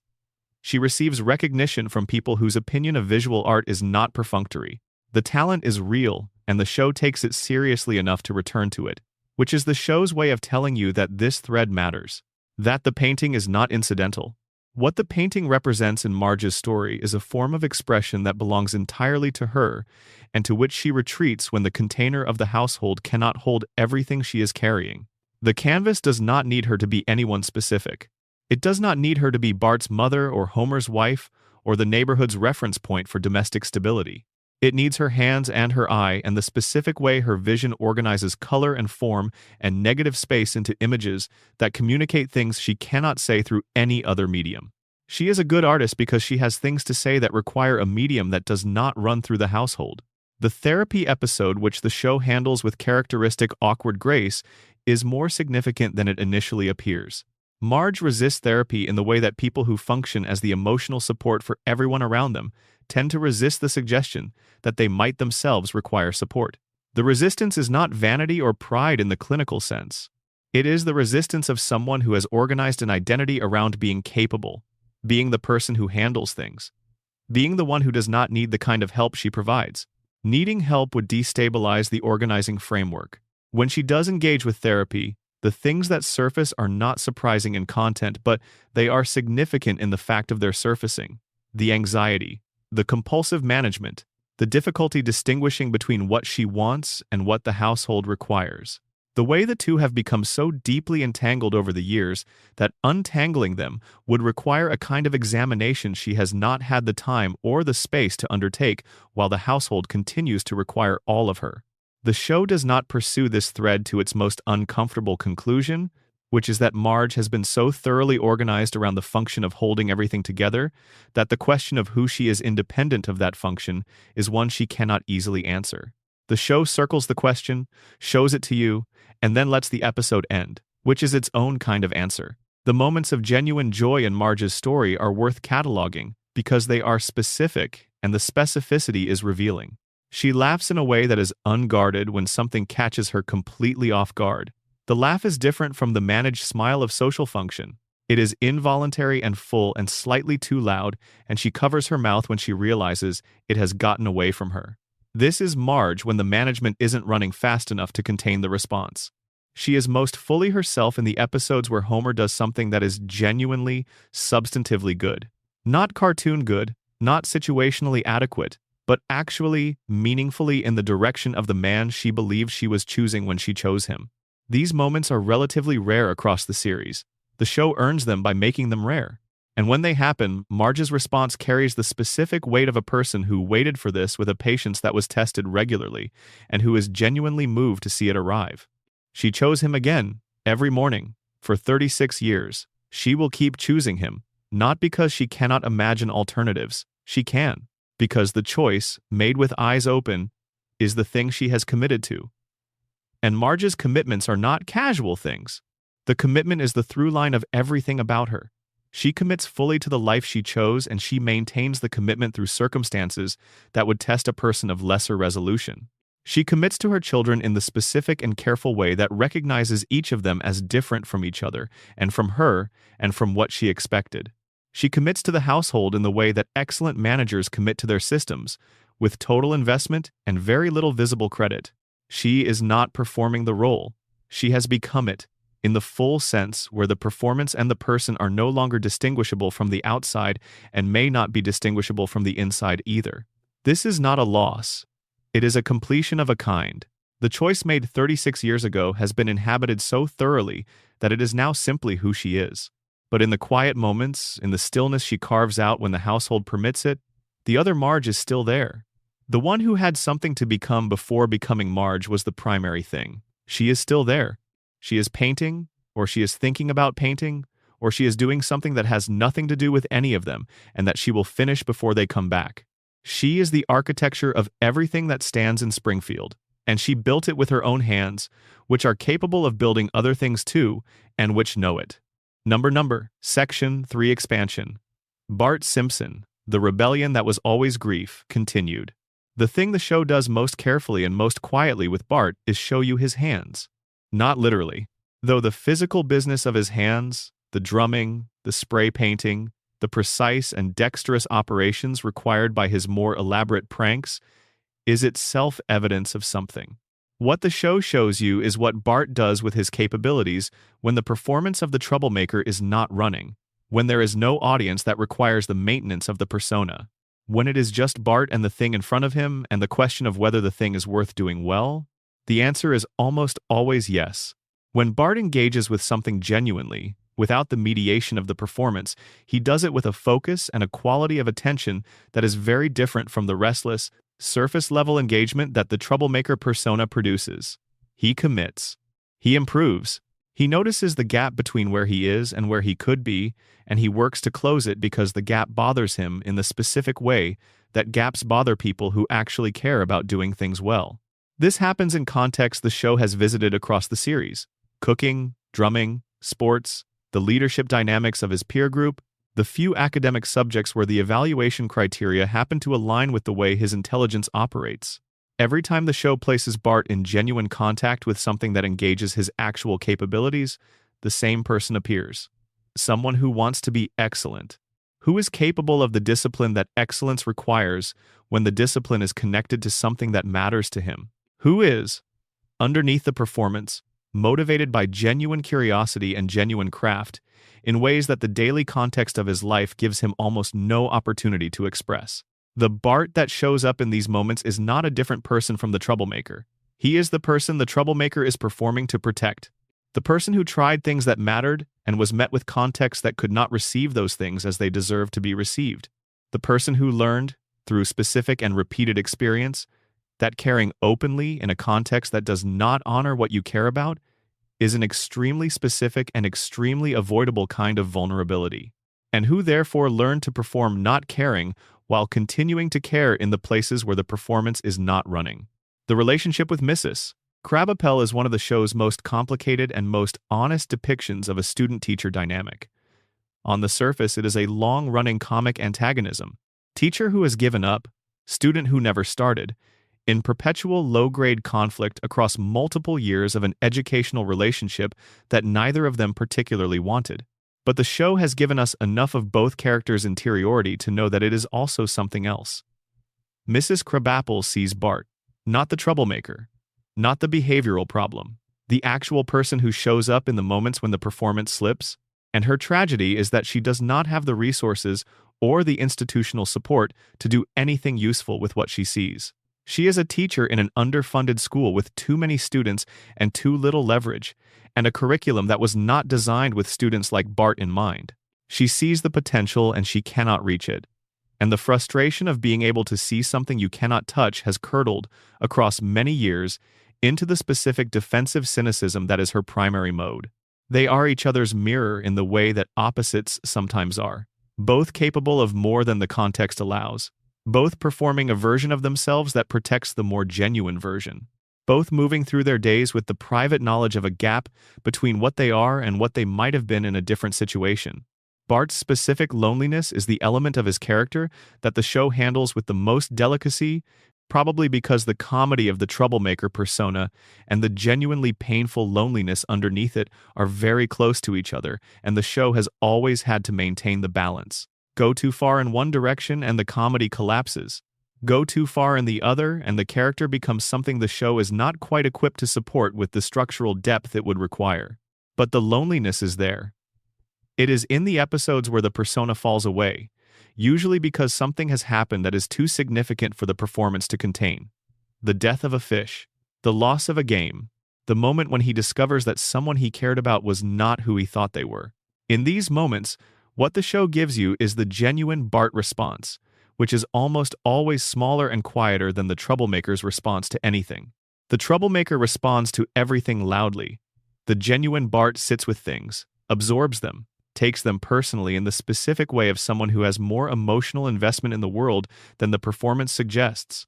The skateboard is worth noting as an object in his story because it functions similarly to the saxophone in Lisa's. It is the domain where the gap between the performance and the person is smallest. On the skateboard, Bart is purely himself. No mediation, no persona management, no calculation about how this registers, just his body and the board and the physics of the thing. The freedom of the skateboard is the freedom of being completely in the physical moment, where there is nothing to perform because there is no one watching in the way that the troublemaker persona requires an audience. He is at his most genuinely free on the skateboard. The show has always known this. It put him on it in the opening credits and never took him off. Springfield Elementary will cycle him through one more year, and then another, and then another. He will be 10 forever. He will be in 4th grade forever. The context that cannot hold him at his full size will never change because the clock does not move.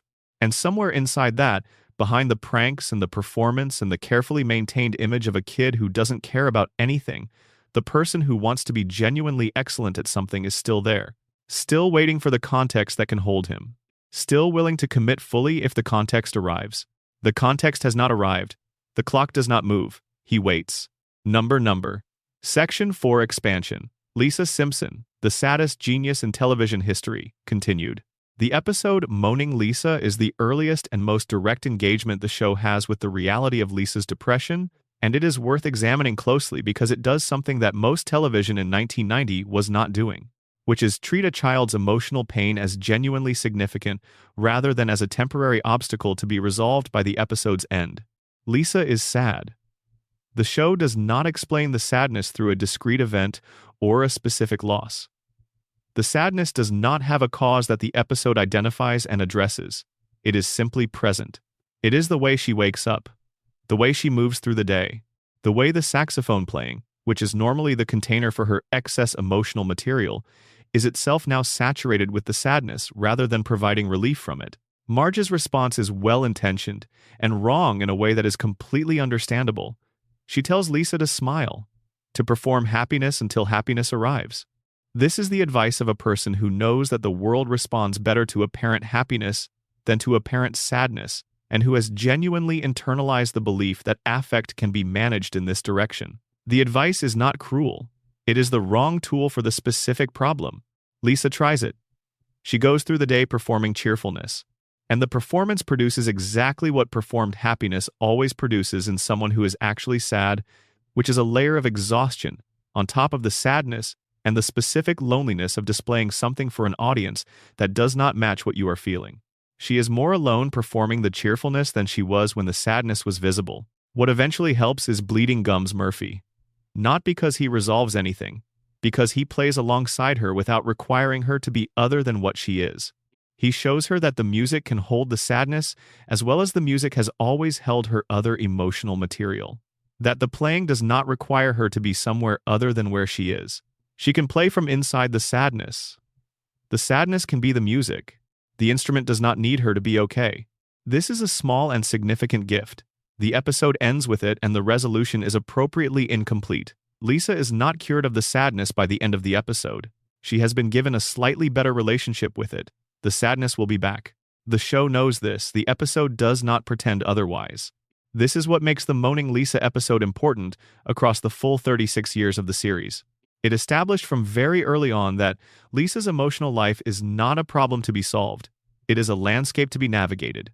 The depression is part of how she is built, and the show made this decision very early and has maintained it. She does not get better from it in the way that television usually lets characters get better from things. She gets better at managing it, which is the more honest and more respectful depiction. The jazz is the thread that runs through her story from this early episode forward. Bleeding Gums Murphy, who dies in a later season in one of the show's most unexpectedly genuine emotional moments, is the figure who gave her the framework for that navigation. He is the show's acknowledgement that what Lisa needs is not someone who can fix the sadness, but someone who can sit with her inside it and demonstrate that the inside of the sadness is habitable.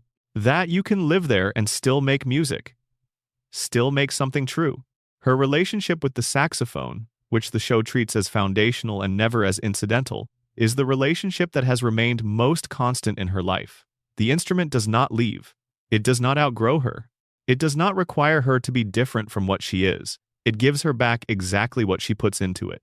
The intellectual isolation is the second dimension of Lisa's experience that the show depicts with consistent honesty, and that is at least as painful as the emotional dimension, perhaps more so because it is less legible to the people around her.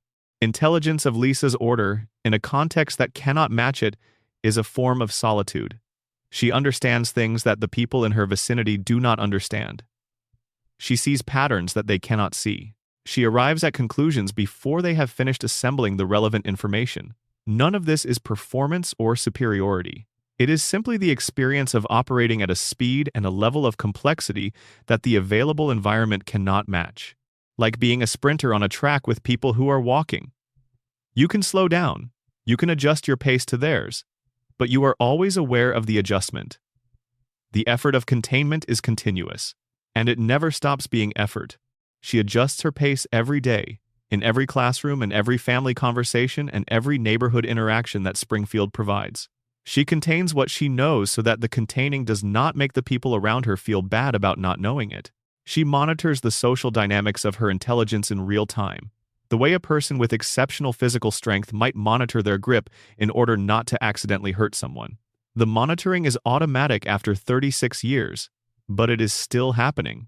The friendships that have mattered most to Lisa, the ones the show has given the most weight to, are uniformly with people who are her intellectual peers or close to it. The jazz musicians, the rare excellent teacher, the visiting prodigy. These relationships are temporary by structure because the people in them are passing through Springfield rather than settled there.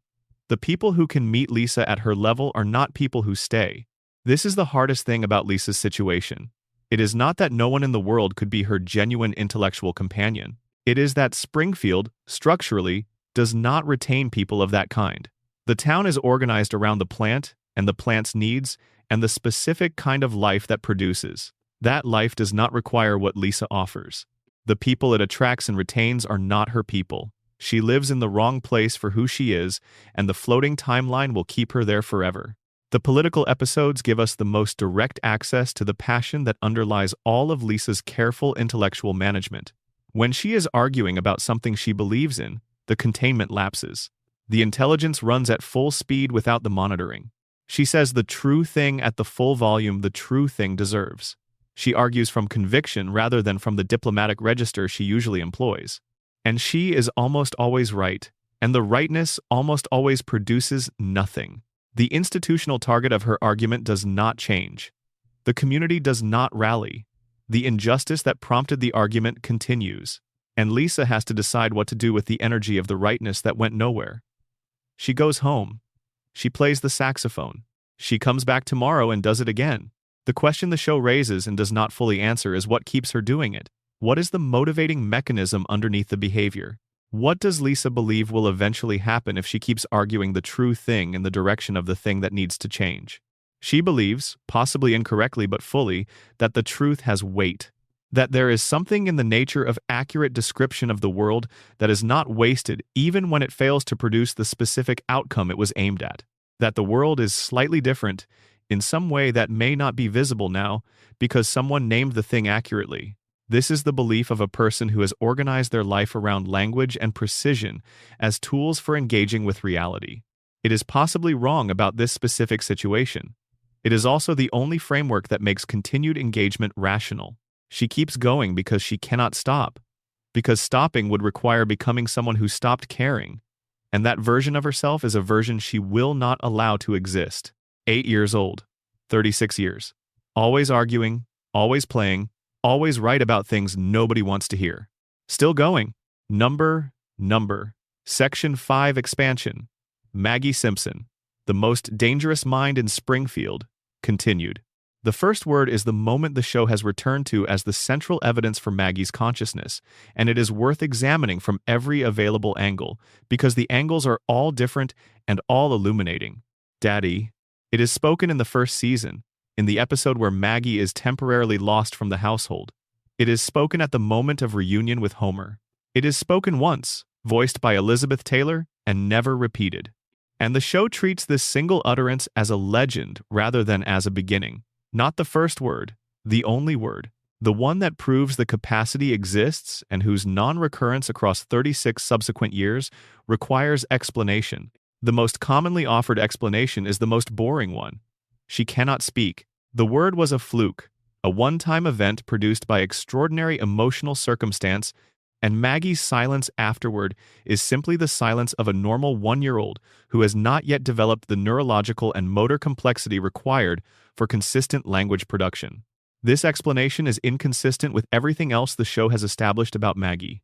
A one-year-old who cannot produce consistent language does not execute the kind of sustained strategic reasoning that Maggie demonstrates in The Longest Daycare, does not perform the kind of observer surveillance check that Maggie performs at the end of the Burns episode, does not demonstrate the executive function and impulse control and multi-step planning that appear as consistent features across her appearances throughout the series. The alternative explanation is the one that is more uncomfortable and more consistent with the full body of evidence. She can speak, she has chosen not to. The word daddy was the expression of something the choice could not contain, an emotion too large for the strategy, a moment when the need overwhelmed the plan. She said the word worked, and the choice reasserted itself. She went back to silence because silence remained the better strategy, and the emergency that had temporarily suspended the strategy had passed. The intelligence required to maintain a social silence across 36 years, in the middle of a family that communicates largely through noise, in a context where the absence of speech marks you as significantly developmentally delayed and therefore significantly below the level of threat that anyone assigns to you, is considerable. The intelligence required to do this deliberately, to choose it continuously across thousands of interactions in which speaking would be natural, is extraordinary. The intelligence required to do it in a way that makes the silence look entirely uncontrived is something else again. Maggie has been doing all of this, continuously, since at least the first season. The parallel with Burns is the thread that the show threads quietly across the distance between the show's most powerful character and its most underestimated one. Burns has held power in Springfield for over a century through two mechanisms: the resources that make the power possible and the information management that makes the power sustainable. He knows more than anyone around him. He controls what others know. He operates from behind the institutional face of the plant, while the actual levers of his influence are located in places that the plant's visible operations do not reveal. Maggie operates from behind the institutional face of being a baby. The visible presentation is total developmental limitation. The actual operations are located behind that face, in places that no one in Springfield has thought to look. She and Burns are, in structural terms, the most similar characters in the show. The age difference between them is extreme. The power differential in conventional terms is extreme. But the architecture is the same. Information advantage used to maintain strategic invisibility while the actual work happens out of view. If the radiation theory is accurate, and Maggie's intelligence is an amplification of the same mutation that diminished Homer's, then the Burns parallel becomes even more specific. Burns manages his radiation externally, maintaining the weekly protocol that keeps his contaminated biology operational. Maggie is the internal version, the mutation that went in the other direction. Burns is a product of radiation exposure across a century. Maggie is a product of radiation exposure from birth, in the most formative period possible, while the neural architecture was still developing and the contamination could shape rather than merely degrade. She is what happens when Springfield's contamination, rather than breaking something, builds it. The other side of the coin. The version of the experiment that went unexpectedly well. The question of her endgame, which the show has raised in various forms across the series without answering, is the most genuinely open question in Springfield's full 36-year history. What is Maggie waiting for? The waiting is established. The capability is established. The strategy of accumulating capability under the cover of appearing to have none is established. The purpose of the waiting has not been revealed. Several possibilities are consistent with the evidence. She is waiting for the moment when Homer's situation becomes critical enough that intervention is both necessary and within her capability to execute. The depth of her love for her father, evidenced in multiple episodes including the shooting of Burns, which, by one reading, was an act of protection rather than an accident, suggests that Homer is the primary concern. When the thing threatening Homer is identifiable and addressable, Maggie will act. She is waiting for Lisa's efforts to produce a context in which Maggie's capabilities can be deployed effectively. Lisa's arguments, consistently correct and consistently insufficient to move the institutional targets they are aimed at, may be the groundwork for something that requires both of them to execute. The argumentation creates the opening. The capability closes it. Lisa works visibly. Maggie works undercover. This has always been their dynamic, even when neither of them has articulated it as such. She is waiting for Burns specifically. She has already shot him once, by at least one reading of the evidence. She has been observing the plant and its operations and its effects on her family from inside the household of the man who runs the plant's safety systems. She has more direct and detailed observational access to the machinery of Springfield's contamination than any other character in the series except Burns himself. She is the one character in the show who is both fully aware of the system and not yet implicated in maintaining it. Whatever she is waiting for, she is building toward it. Quietly, behind the pacifier, with the patience of someone who understands that the most important strategic asset is not being seen clearly until the moment when it matters. Springfield has never seen Maggie clearly. That is her most carefully maintained achievement, and it will be her most significant advantage when she is finally ready to act. Number. Section 6 Expansion. Mr. Burns. A century of unchecked power and what it costs, continued. The question the show never directly engages with is whether Burns chose this. Not the actions, the specific individual decisions across the decades, the corruptions and the exploitations, and the willingness to maintain a facility that poisons his neighbors in service of his own financial and institutional interests. Those choices are legible as choices in the obvious sense. He made them and he knew what he was making. The question is whether he chose the person he became, whether the accumulation of a century of unchecked power, of never facing meaningful consequence, of never encountering a force that could not be countered with enough money, or enough influence, or enough patient institutional maneuvering, produced the Burns who exists now. Or whether that Burns was always the one who was going to emerge from the specific combination of inherited wealth and an era that treated the wealthy as accountable to nothing but their own preferences. The show has given us glimpses of Burns before he was fully Burns. The childhood memories, the teddy bear, the suggestion of a person who existed before the century of power had completed its work on him. These glimpses are brief, and the show does not develop them into a sustained portrait, but they are there. And what they suggest is that the person the century produced was not the only person the century could have produced from the same raw material. There was a version of Burns who could have been something other than what he became. The wealth was always there. The privilege was always there. The structural conditions that made unchecked power possible were always there. But the willingness to use that power in the specific ways Burns has used it, the biological weapons facility, the decades of radiation contamination, the systematic destruction of the Simpson family as a side effect of a personal grudge, these were not predetermined by the starting conditions. They were the outcomes of decisions made over a very long time in an environment that consistently validated those decisions. Burns is not a monster in the simple sense of a person who was always going to produce harm. He is something more troubling, which is a person who made decisions that produced harm in an environment that never required him to reckon with the harm and that provided instead continuous reinforcement that the decisions were rational. The century did not create a monster. It created a person for whom other people's suffering became abstract through long practice in not reckoning with it. The Smithers relationship is the one place in Burns's life where something like genuine feeling is visible. The show has handled the specific nature of Burns's feeling for Smithers with deliberate ambiguity, and the ambiguity is honest rather than evasive. Burns values Smithers. Whether he values him as a person or as an indispensable function, and whether Burns himself knows the difference, is the ambiguity that the show maintains. There are moments that lean toward genuine care. There are many more moments that look precisely like a person whose primary relationship to the world is instrumental, treating his most useful instrument with a particular kind of regard that is not quite the same as what the rest of us mean by caring about someone. But the teddy bear is the moment, not the Smithers moments. The teddy bear, the childhood toy recovered, the face of a man who, for a moment, stops being the century of accumulated power and is simply a person who has gotten something back that he thought was gone forever. The face in that moment is not the face of someone who has never felt anything. It is the face of someone who has felt things and lost them over such a long span of time that encountering a feeling at that intensity is something close to a surprise. Something was there, once.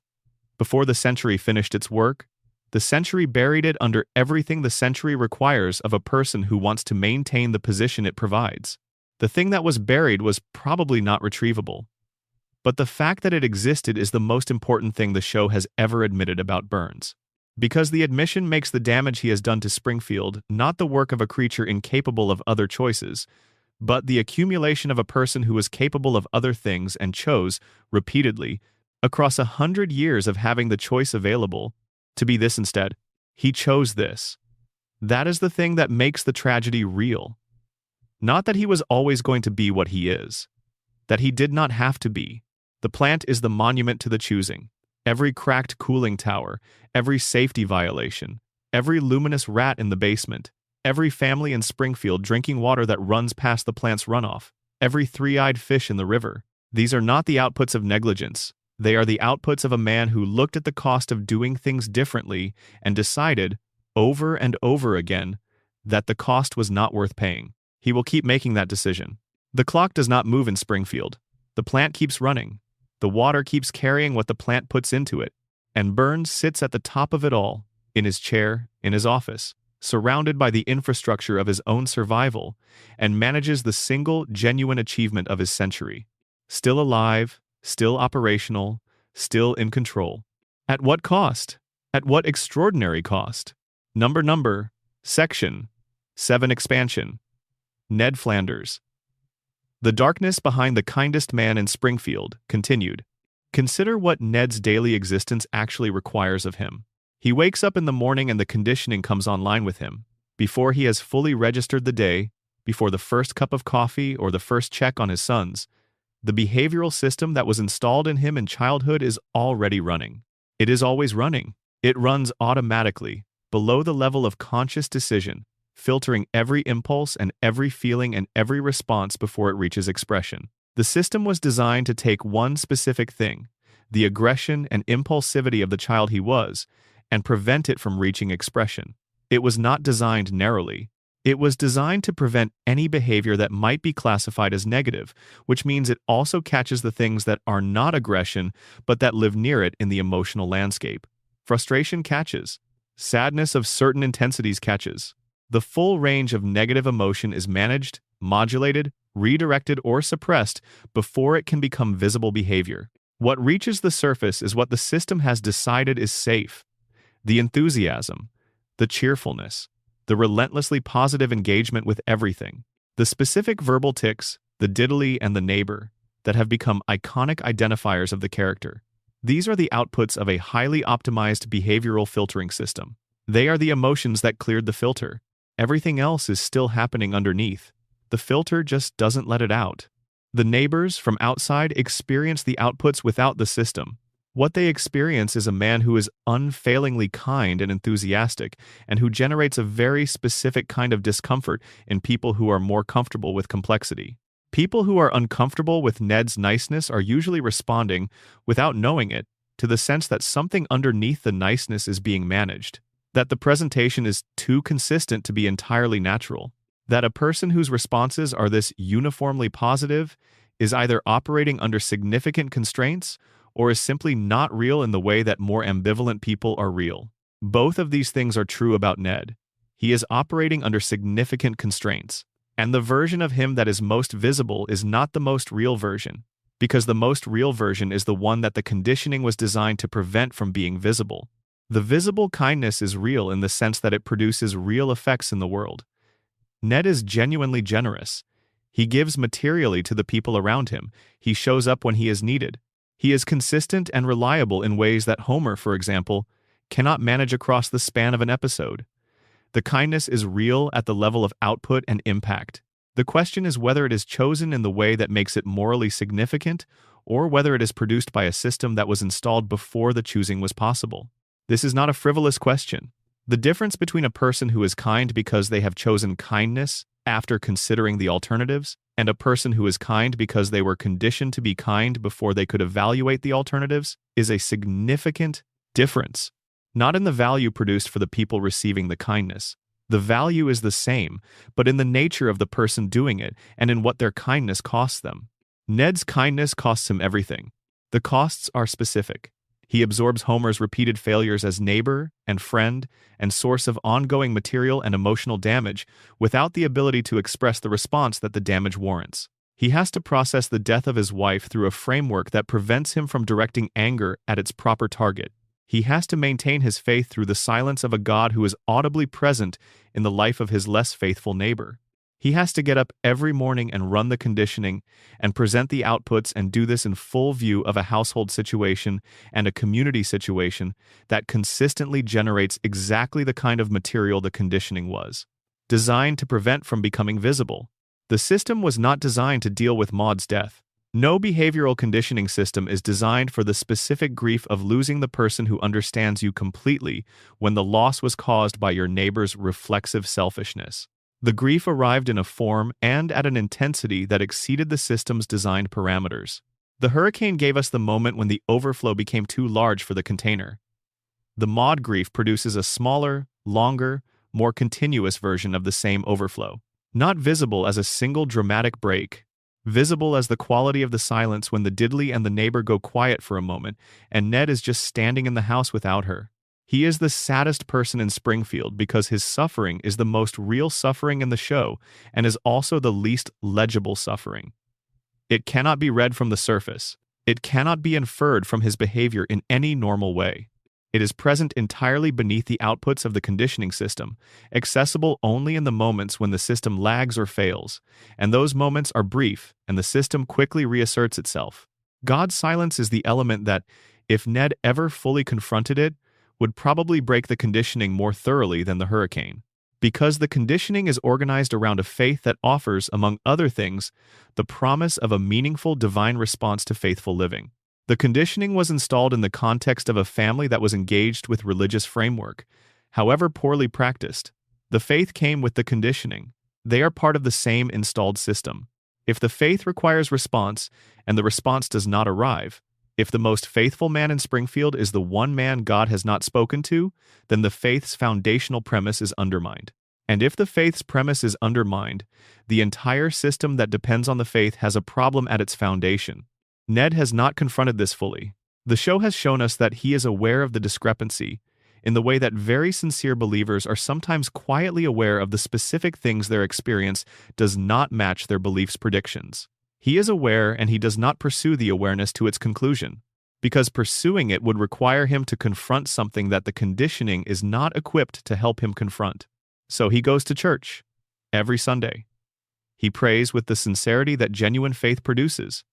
He does the things the faith requires. He maintains the system. He goes home to the house that no longer has Maud in it. He makes dinner for the boys. He checks on them. He does the dishes. And somewhere in the quiet of the house, in the space between the kids' bedtime and his own, he sits with the question that he has been sitting with for years. The one he will not say out loud because saying it out loud would give it a weight that the conditioning might not be able to contain. Why him? Why not him? Why does God talk to Homer Simpson? Number. Section 8 expansion. Smithers. Everything for someone who cannot receive it. Continued. The specific dynamics of Smithers' relationship with his own capabilities deserve extended examination because they are central to understanding what his situation actually is. He is, by any objective measure, one of the most capable people in Springfield. His administrative intelligence, the ability to coordinate multiple, complex, simultaneous operational demands while anticipating the cascading effects of decisions before they produce those effects, is genuinely exceptional. His institutional knowledge of the plant, of Burns's medical requirements, of the legal and regulatory landscape that the plant navigates, of the financial structures that underlie the whole operation, is encyclopedic. His interpersonal skills are sophisticated enough that he manages Burns's relationships with the external world, translating Burns's 19th century instincts into contemporary institutional behavior with a fluency that makes the translation invisible. All of this capability is deployed, entirely and continuously, in service of one person. Burns does not share Smithers. Burns does not create the conditions under which Smithers's capabilities could be applied elsewhere or developed in directions that Burns does not specifically require. The capabilities are wholly absorbed by the function, which means that from the perspective of Smithers's own development as a person, as a professional, as a human being with a range that goes beyond the specific demands of his current role, the decades at the plant have been a period of extraordinary deployment and very limited growth. He has become an extremely sophisticated tool for a specific set of purposes. The sophistication of the tool does not accrue to the person, it accrues to the operation. There are episodes where the show places Smithers in contexts that require him to operate outside the Burns-Smithers dynamic. The vacation episodes, the brief periods of employment elsewhere, the contexts where he has to construct an identity that is not organized around his function. And in these episodes, the show reveals the thing that is most important about Smithers's situation. He does not know who he is outside the role. Not because there is nothing there. The flashes of genuine personality that appear in the gaps, the specific sensibilities and the particular preferences and the kind of humor that surfaces when the professional register is not in operation, these suggest a person of considerable depth and specific character. But the depth has not been allowed to organize itself into something coherent because the role has always had priority. Always. For the entire span of the career. There is always something that Burns needs before there is time to address what Smithers might need. He has spent so long putting Burns first that first has become his entire operational framework. When there is no Burns to put first, the framework has no application, and Smithers finds himself in the position of someone who is skilled at a job and has no idea what to do when the job is not running. The love is the most analyzed element of his character, and the analysis is usually organized around the question of whether it is genuine, which is missing the more interesting question. The more interesting question is what the love has cost. It has cost him the experience of knowing whether reciprocation would have been possible with someone who was capable of it. He has organized his emotional life around a specific relationship that is structurally incapable of providing what emotional lives require. He has done this for long enough that the question of whether other options existed, of whether there was someone somewhere who could have received what he was offering and returned something of equivalent weight, has become theoretical. The window for that exploration has not fully closed, but it has been open for decades, and he has not gone through it because the role was always there, demanding the time and the energy and the attention that going through it would have required. Burns is not the only cost. There is also the cost of visibility. Smithers is the most competent person in Springfield in the specific domain of operational management, and almost no one knows this. The credit for the outcomes his competence produces goes to Burns. Because Burns is the institutional face, and institutional faces receive the credit. Smithers is the mechanism. Mechanisms are not credited. They are used. This is not resentment on Smithers's part, as far as the show establishes. It is simply the accepted structure of the arrangement. He knows what he contributes. He knows what Burns could not accomplish without him. The knowing does not produce bitterness because the knowing is not the point. The point is that the operation runs. The point is that Burns is alive and the plant is operational, and the schedule is maintained, and the weekly treatment happens without interruption. The point is that Burns is okay. Whatever Smithers's life might have been without this as its organizing principle remains the unanswerable question. The show has given us enough of him to know that there is real substance there, real personality, real depth. It has not given us enough to know what that substance might have produced in a different context. Because the context he has been in for his entire adult life has not been organized around finding out. He knows the treatment schedule. He knows the dosages.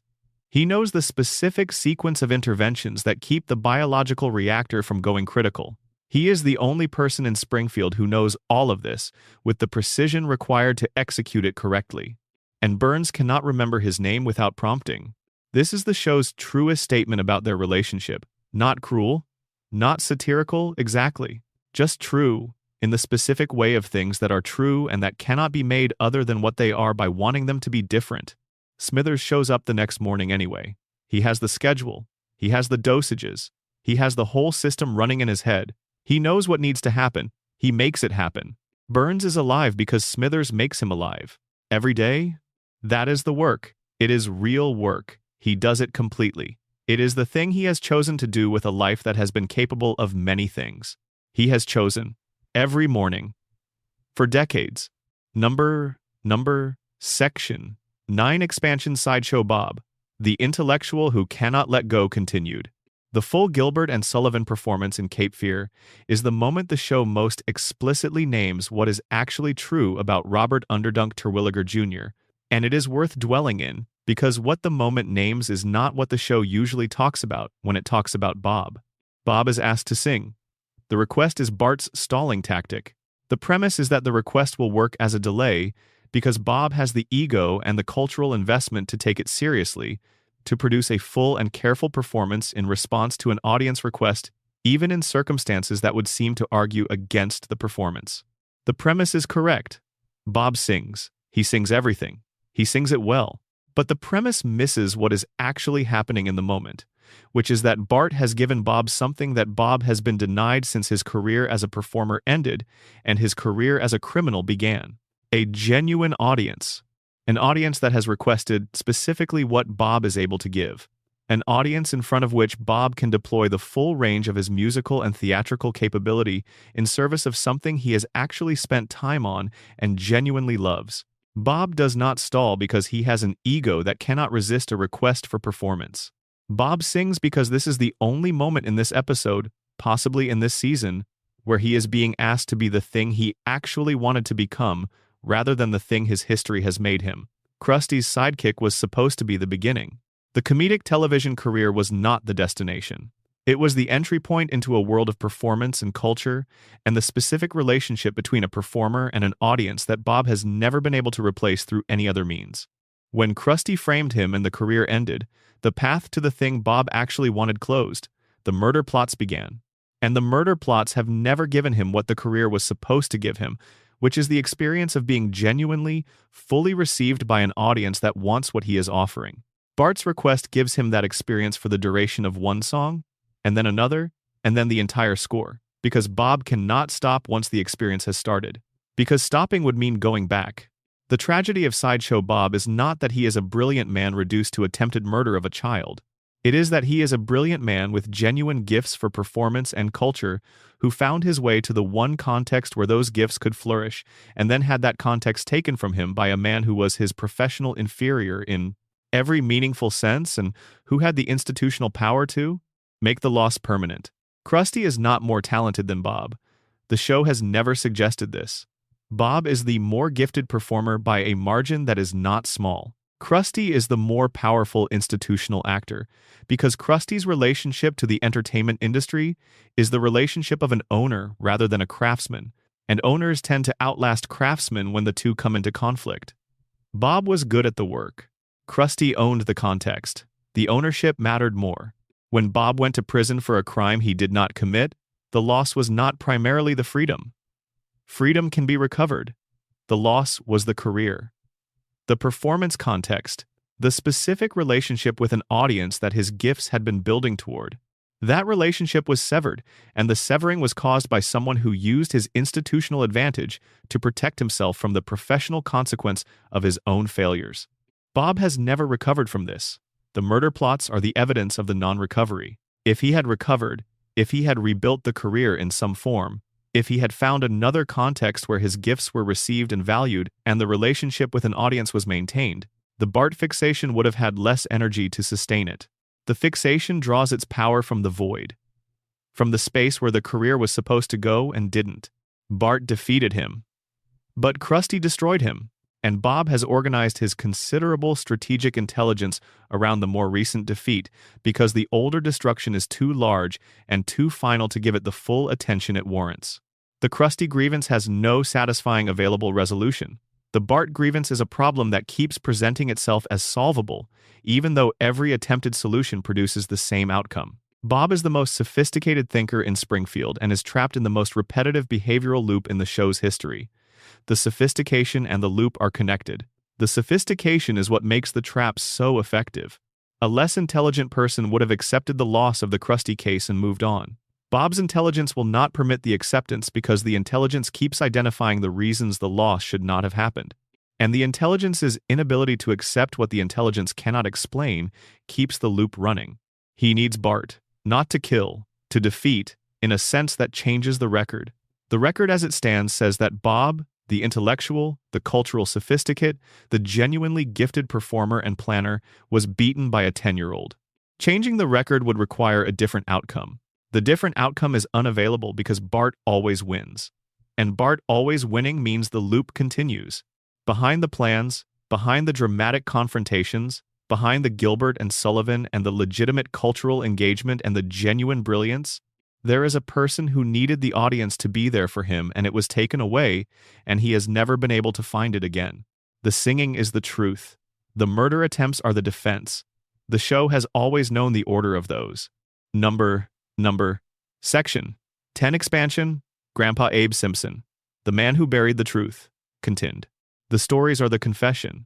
This is the thing that watching Abe carefully, across 36 years, eventually reveals. The rambling anecdotes about the war, about the neighborhood of his youth, about figures who were prominent in decades that Homer's generation knows only historically, about events that are connected to nothing currently relevant in the conversation he is allegedly participating in.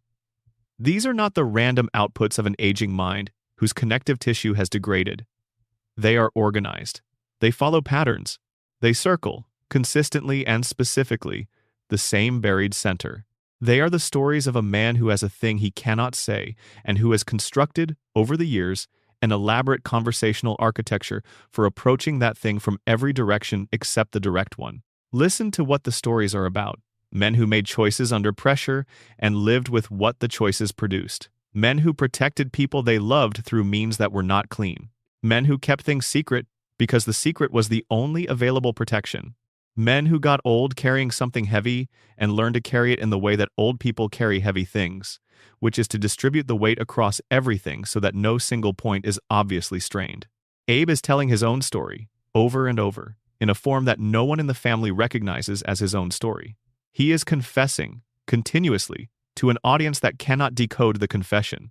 The irony is that the family dismisses the stories not because they are meaningless, but because the delivery is so thoroughly armored in apparent meaninglessness that the meaning cannot get through. The rambling is the armor. He has learned that content delivered in this form does not get engaged seriously, which means the content is safe. He can say the things that are close to the true thing, in forms that are close to the true form, and no one will notice because the form has taught them not to notice. Homer's impatience with Abe is one of the show's most genuinely painful recurring elements when viewed through this lens. Homer sits across from the person who holds the explanation for his own life and cannot stay engaged with what the person is saying long enough to find it.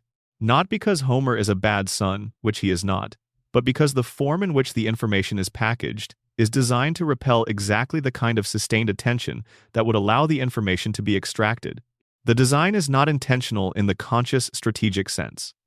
Abe did not sit down one day and plan to package the confession in a form that would prevent it from being received. But the design emerged over time from the same process that produces all effective protective behaviors. Try something. Notice it works to prevent the dangerous exposure. Continue doing it. The rambling protects Abe from having to complete the confession. The rambling, over 40 years of practice, has become his primary mode. He inhabits it fully. Homer, encountering the full inhabitation without understanding the reason for it, responds the way people respond to behavior they cannot parse, which is to dismiss it and look elsewhere. The deal with Burns is the weight that everything else is organized around. The specific contours of the deal are established across several episodes and can be assembled into a picture that is coherent and damning. Burns had committed something. Abe discovered it. The discovery gave Abe a leverage that he lacked the resources and the will to use directly, because using it directly would have required a confrontation with institutional power that he was not equipped to win, and that might have made things worse. The deal converted the leverage into something usable. Burns guaranteed Homer's employment. Abe guaranteed his silence. The terms were maintained on both sides across decades. The deal is the most moral compromise in the show's history in the sense that it was made for reasons that were genuinely protective. Abe was not protecting himself. He was protecting Homer. The deal produced the permanent employment that the show has referenced throughout its run as something inexplicable about Homer's tenure at the plant. The absolute impossibility of firing Homer regardless of what Homer does. The explanation is the deal. Burns is contractually obligated to employ Homer because Abe saw something and made a transaction out of the seeing. But the deal required the silence. The silence required the story. The grave that belonged to a poet. The long years of Homer believing that his mother chose death over returning to him. The specific wound that this belief cut into Homer's self-understanding and that shaped every relationship he would subsequently form. The desperate clinging to Marge. The terror of abandonment. The compulsive need to be liked by everyone around him. The inability to confront Burns. All of this, shaped by a lie that Abe chose to tell because the truth was dangerous. The lie was probably necessary. This is the most uncomfortable element of Abe's story. He did not lie out of cowardice, though the lie may have also served his own need to avoid a confrontation he could not win. He lied because a child who knew his mother was alive and being kept from him by a federal pursuit would have been a child in danger and in pain in ways that were specifically and immediately worse than the pain of believing the mother was dead. Death is resolved. Pursuit is ongoing. A child who knows his fugitive mother is alive is a child who might try to find her. A child who tries to find a federal fugitive endangers the fugitive. The lie protected Homer in the short term. The lie produced Homer in the long term. The specific Homer who exists, who is who he is in all his damaged and loving and fog-wrapped reality. The lie is part of Homer. You cannot remove it without removing the man. Abe knows this. He has known it for decades. He watches Homer carry the consequences of the lie and the lie's long downstream effects, and he cannot offer the explanation because the explanation, at this point, would dismantle more than it built. The truth would be devastating to receive at this distance. The lie has become load-bearing. Pulling it out would bring things down. So, the stories continue, the war stories, the neighborhood stories, the long, rambling loops around the buried center, the confession that is always happening and never arrives. He is alone in the retirement home. He is old in the way that comes from carrying things for very long times. He is underneath the performance of harmless irrelevance, one of the most specifically burdened people in Springfield. He chose the burden. He would choose it again. He believes, probably correctly, that it was the right choice. And the right choice, made at the right time, for the right reasons, is still a thing you have to live inside for the rest of your life. He lives inside it. The stories continue. Number, deep, dive. The Springfield power plant, the architecture of slow catastrophe. There is something specific that happens to a community when the thing that powers it is also the thing destroying it, and when the community has no viable alternative to either. The Springfield nuclear power plant is not background scenery.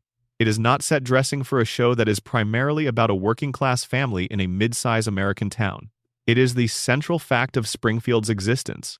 Every family in this town, including the Simpson family, depends on it for the electricity that runs their homes, for the economic activity that sustains the local businesses, for the employment that keeps families housed and fed. The plant is not something Springfield has alongside other things. It is the thing around which Springfield is organized. This is the structural reality that makes the contamination not just a public health crisis, but a complete trap. To escape the contamination, Springfield would need to escape the plant. To escape the plant, Springfield would need an alternative economic foundation. No such alternative exists. The town's entire infrastructure has grown up around the plant over the decades of its operation. The housing is located relative to the plant. The roads exist to service the plant's workforce. The schools were built for the children of the plant's employees. The local businesses exist because the plant's employees need places to spend the money the plant pays them. Remove the plant and Springfield does not become a different kind of town. It becomes a ghost town. The economic infrastructure does not survive the anchor. Burns does not need to threaten the population into compliance because the compliance is structural. They cannot afford to challenge him.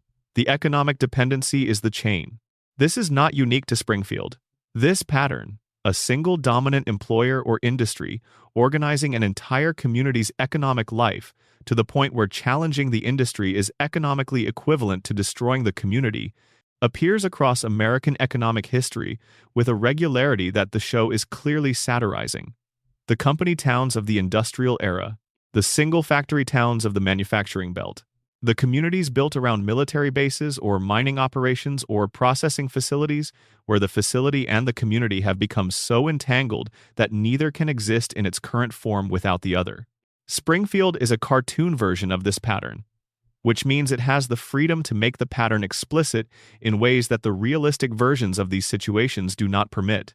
The plant can have 342 safety violations and luminous rats and plutonium paperweights and human skeletons in the basement, because the cartoon register is allowed to push the logic to its visible extreme. The point is not that real plants have plutonium paperweights. The point is that real plants in real communities with real economic dependencies have the same structural dynamic at their core. The community cannot afford to demand accountability from the thing that is simultaneously the source of its survival and the source of its damage. Homer's role in this system is the most carefully constructed piece of the whole apparatus. The safety inspector position is not, in any functional sense, a safety inspector position. It is the position that ensures the appearance of regulatory compliance while guaranteeing that actual compliance never occurs. A genuine safety inspector in that plant would identify violations that would force the plant's closure or reconstruction. Either outcome would produce the economic catastrophe that the town cannot survive. Homer, by virtue of his specific cognitive limitations, his tendency towards sleep, his fundamental inability to connect the technical requirements of his job to the actual conditions of the facility, ensures that the inspection function produces paperwork rather than oversight. Burns understood this when he rehired Homer after the German owners fired him. The German owners immediately assessed the cost of bringing the plant into compliance and nearly went bankrupt from the estimate. That assessment was the product of competent management looking at the plant honestly. Burns brought Homer back precisely because Homer's incompetence guarantees that honest assessment will not happen again. Homer is not employed despite being unable to do his job. Homer is employed because he is unable to do his job. The inability is the qualification. This is the cleanest expression of the show's thesis about the relationship between institutional power and the people that power employs. The most effective way to maintain a corrupt system is not to prevent people from seeing it. It is to place in the oversight role a person who cannot see it. Burns did not need to corrupt Homer, did not need to offer bribes or threats or inducements to look the other way. He needed to employ someone who would look without seeing. Homer's cognitive limitations, produced by a combination of the radiation he has been absorbing for decades and the crayon that suppresses his higher reasoning, make him the ideal occupant of a safety role in a facility that has no intention of being safe. The workers in Sector 7G, Homer's section, are themselves examples of the long-term effects of working in this environment. The show has depicted the working conditions at the plant with enough specificity to build a picture of what decades of employment in that context produces in a person. The casual proximity to radioactive material, the safety equipment that is not maintained, the emergency procedures that exist on paper and nowhere else, the culture of normalizing the abnormal that develops in any workplace where the abnormal has been present long enough to lose its alarming quality. Homer has worked there for over 30 years. In that time, he has been exposed to radioactive material in quantities that the plant's documented safety violations suggest are substantial. He has eaten food in proximity to the reactor. He has handled waste products with his bare hands on multiple occasions. He has slept within range of equipment that the inspectors would shut down if they ever actually inspected it. The cumulative physiological impact of 30-plus years in this environment, on a person who was already beginning from a position of neurological compromise, is not something the show has ever directly calculated. But the show has given us enough data points to do the calculation ourselves. The three-eyed fish Blinky is the data point the show uses most explicitly. Blinky is not a metaphor. Within the logic of the show's universe, Blinky is documented evidence that the plant's runoff is producing visible genetic mutation in the organisms exposed to it. The fish pulled from the river near the plant has an extra eye. This is mutation produced by environmental contamination. The show presents this as an obvious cause and effect relationship. The water near the plant has been receiving the plant's runoff. The fish that live in that water have developed abnormalities. The runoff caused the abnormalities, and then Springfield drinks the same water. The families in the contamination zone are drinking from a water supply that has been receiving the same runoff that produced a three-eyed fish. The fish took multiple generations to develop the visible mutation, which is not the relevant timeframe for human neurological effects from chronic low-level radiation exposure. Neurological effects from chronic exposure operate on a shorter timeline and at lower dose thresholds than gross physical mutation. The fish shows you the most visible possible outcome of the contamination. The neurological effects that are producing the specific cognitive profile of Springfield's population are happening below the threshold of visibility. No extra eyes, just the fog. The slow degradation of the precise faculties that would allow the population to recognize what is happening to them. Burns's decision not to address the contamination is not a decision made in ignorance. The show establishes clearly that Burns understands radiation biology in a way that no one else in Springfield approaches, because he has been managing his own radiation-related biology for decades. He knows what the plant is doing to the water supply because he knows what radiation does to biological systems. He knows what the population has been absorbing because he knows what he has been absorbing, and he has the medical infrastructure to quantify and manage his own exposure. He does not have to infer the effects on the population. He can extrapolate from his own experience. He chooses to continue, not because the information is unavailable to him, because the alternative would require him to stop, and stopping is not an option he is willing to entertain. The choice is made with full information. The population is harmed with full knowledge. The machinery continues because the machinery's continuation is more important to Burns than the health of the people living inside its contamination radius. This is the show's darkest and most specific statement about institutional power. Not that power corrupts, not that unchecked wealth produces bad actors, but that a sufficiently entrenched institutional actor, operating in a context where the population's economic dependence makes genuine accountability structurally impossible, will continue producing harm indefinitely because there is no available mechanism to make stopping the harm more attractive than continuing to produce it. Burns is rational. His decisions follow from his premises. The premises are monstrous, but the logic is clean. And in Springfield, the logic is never challenged because the logic is too deeply entrenched and the population too cognitively impaired by its outcomes to challenge it. The dome is the moment the show most explicitly acknowledges the full weight of this dynamic. When the Environmental Protection Agency covers Springfield under a dome to contain the contamination, the action is not punitive toward Burns. It is protective of everywhere else. The federal government has determined that the contamination has reached a level where it needs to be physically prevented from spreading. The dome does not address the source. It addresses the spread. Burns and his plant are inside the dome. The contamination continues inside the dome. The population continues to be affected inside the dome. The dome is containment, not remediation. The decision at the federal level was not to address the plant. It was to contain the town. The people are inside when the dome goes up. This is the federal government treating Springfield's population as equivalent to the contamination. Seal both together, prevent spread, do not address source. Burns would consider this a satisfactory outcome. The plant continues, the contamination continues, the population remains inside the dependency. The dome just formalizes the containment that the economic structure had always maintained. Springfield was always inside a dome, in the metaphorical sense. The EPA just made it visible. Number. Deep dive, the floating timeline and what it means to be frozen. There is a thought experiment that is useful for understanding what the floating timeline actually does to the experience of watching The Simpsons. Imagine meeting someone who has aged normally in the real world, someone who is now in their mid-50s, and asking them to describe their 10-year-old child.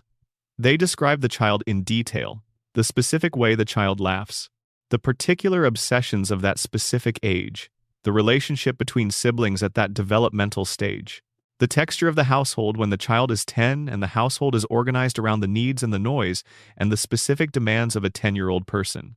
And then imagine that the child is still 10, has been 10 for 36 years, that every description of the child describes exactly the same child in exactly the same developmental state, producing exactly the same noise and the same demands and the same sibling dynamics, with no progression from that point into any subsequent point. The parent has aged, the child has not. And every morning the parent gets up and the 10-year-old is still 10, and will still be 10 tomorrow and the year after that. This is Homer's situation, if the coma theory is true. This is Springfield's situation regardless of which theory you hold. The characters exist in a permanent developmental stasis while the world around them moves through time normally. They are the same people in an ever-advancing present that they did not reach by passing through the intervening years. The consequences of this stasis are not uniform across characters. For Maggie, the stasis means that the extraordinary capability she demonstrates is perpetually prefigured. She is always about to do something. The endgame is always upcoming. She never reaches it because reaching it would require the clock to move. For Lisa, the stasis means she is perpetually at the beginning of the fight. She has been arguing the same things for 36 years without the clock moving her past the point where she might see the outcomes of those arguments. For Bart, the stasis means that the reformation is always possible and never arrives because arriving would require the passage of time. The stasis is cruelest to Lisa, because the stasis traps her in exactly the position that her specific situation makes most painful. Being right about things that cannot be changed. She sees clearly what is wrong. She argues it clearly. The clock does not move. The thing she is fighting does not change because change would require time. She wakes up the next morning and the thing is exactly where she left it. The argument is exactly where it was. The fight is starting again from the beginning, as it always starts again from the beginning because the beginning is the only place the clock allows. For Homer, the stasis is the condition of the dream. If the coma theory is true, the stasis is the point. The dream preserves the family at the moment of loss. The children do not age because the sleeping mind that generates them does not have the material to age them with. He last saw them in 1993. They are 1,993 children forever. The dream is an act of love and the stasis is the expression of the love. Keep them exactly as they were when the eyes closed. For Burns, the stasis removes the only natural mechanism that might have resolved him. The accumulation of power at the level Burns represents is an inherently terminal project in the real world because the person accumulating it ages out of the capacity to wield it. The biological clock is the only check that cannot be bought or corrupted or managed around. But the floating timeline removes the biological clock from the equation for everyone. Burns does not age toward the endpoint that would otherwise resolve his particular problem. He stays exactly where he is, exactly as powerful, exactly as entrenched, indefinitely. The floating timeline is Burns's most effective tool, and he did not even construct it. It is the show's structure. And the show's structure, in this reading, is Burns's friend. The backstory problem is where the floating timeline most visibly strains the internal logic of the show and where it reveals itself most clearly as a structural imposition rather than a diegetic reality. Homer and Marge have a courtship that was originally set in the late 1970s and early 1980s. The specific cultural textures of that period, the music, the fashion, the reference points, were part of how the show established who they were and where they came from. Their origin story was anchored to a time. As the floating timeline advanced the present, the anchored origin could not stay where it was without producing impossible mathematics. If the present is 2025, and Homer and Marge are in their mid-30s, they cannot have met in 1979.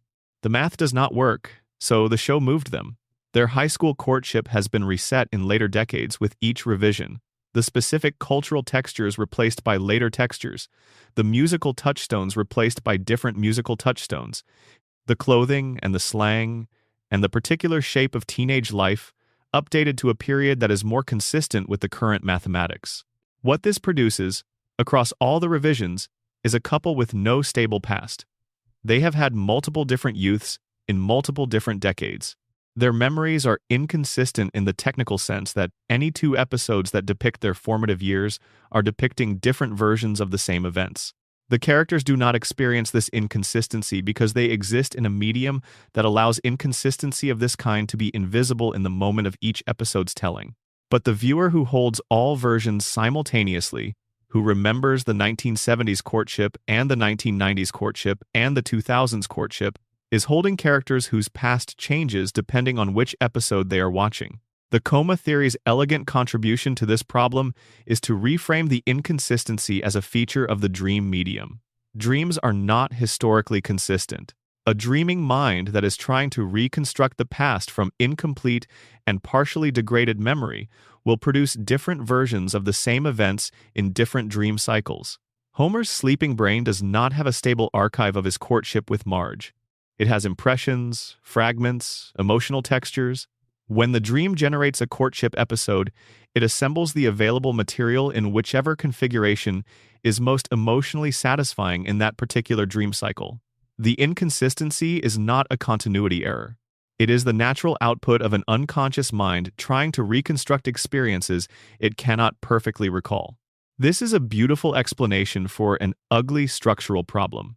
Whether it is the intended explanation, which the show has never confirmed, is less important than the fact that it works as an explanation. The coma theory's most enduring achievement is not that it explains any single episode or storyline.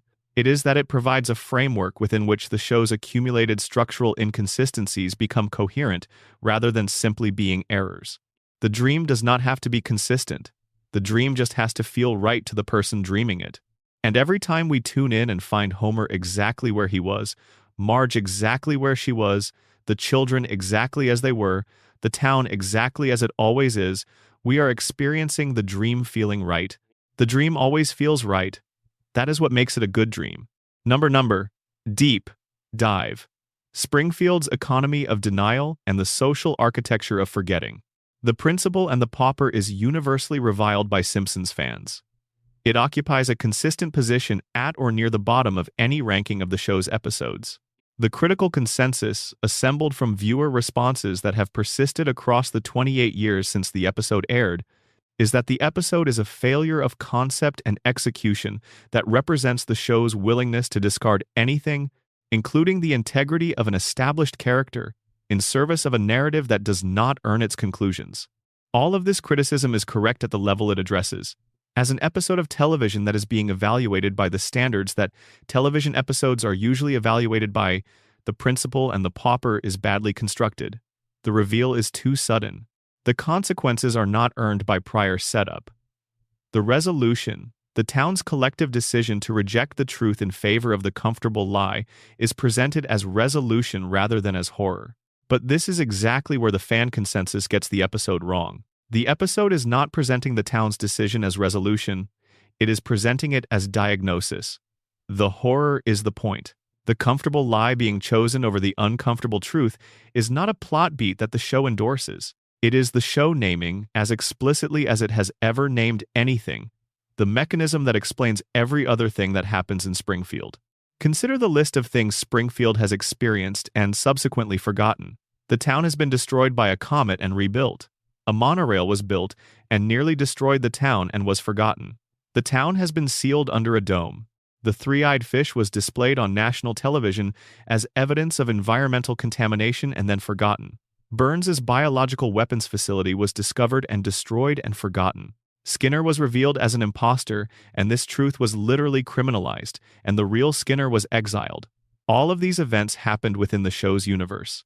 All of them were forgotten by the next episode or the next season. The fan response to this pattern, which is nearly universal, is to categorize it as episodic structure. The show resets between episodes because that is how episodic television works. The characters do not carry consequence because consequences would limit the narrative freedom available in subsequent episodes. This is a correct description of the technique. It is not an explanation of the content. The content is Springfield choosing, over and over, to not know things that are very clearly in front of them. The show is not simply resetting its characters for narrative convenience.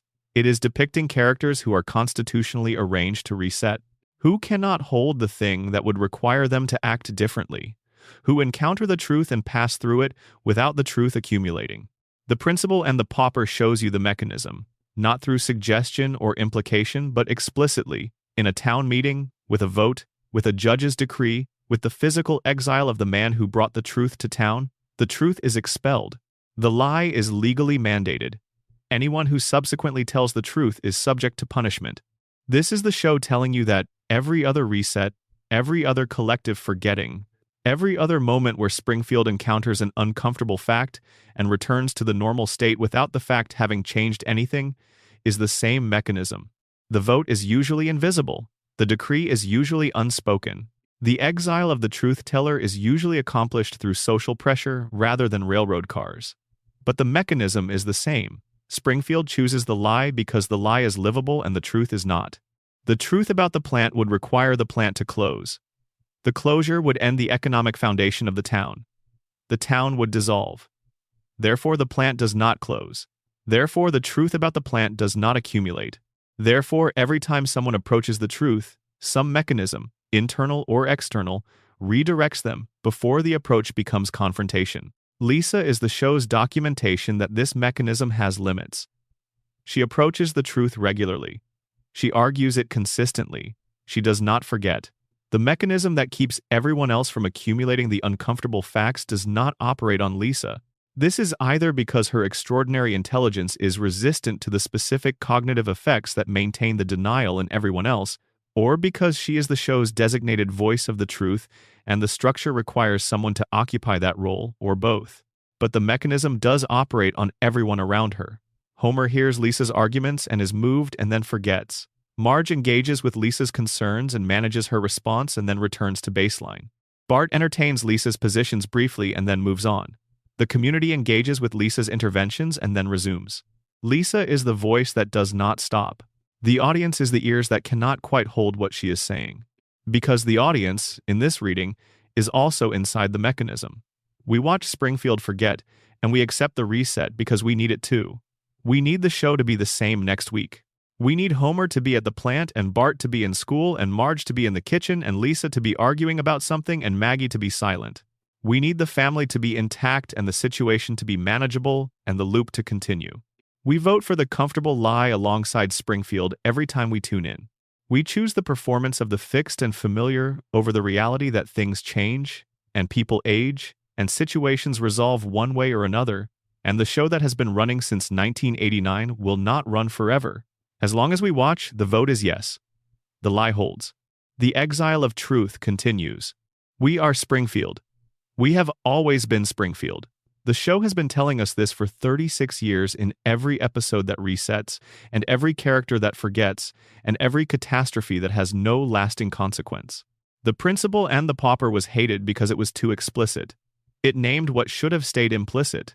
It showed the vote instead of allowing the vote to remain a comfortable background process that the audience participates in without noticing the participation. That is why it is the most important episode, and that is why it had to be the most reviled. Number, deep dive, celebrity, contamination, and the curious physics of Springfield's visitors. One of the details that the radiation theory highlights and that seems trivial until it does not is the visual distinction between Springfield's permanent residents and the people who visit from outside. The show has maintained, across its entire run, a consistent visual vocabulary for this distinction.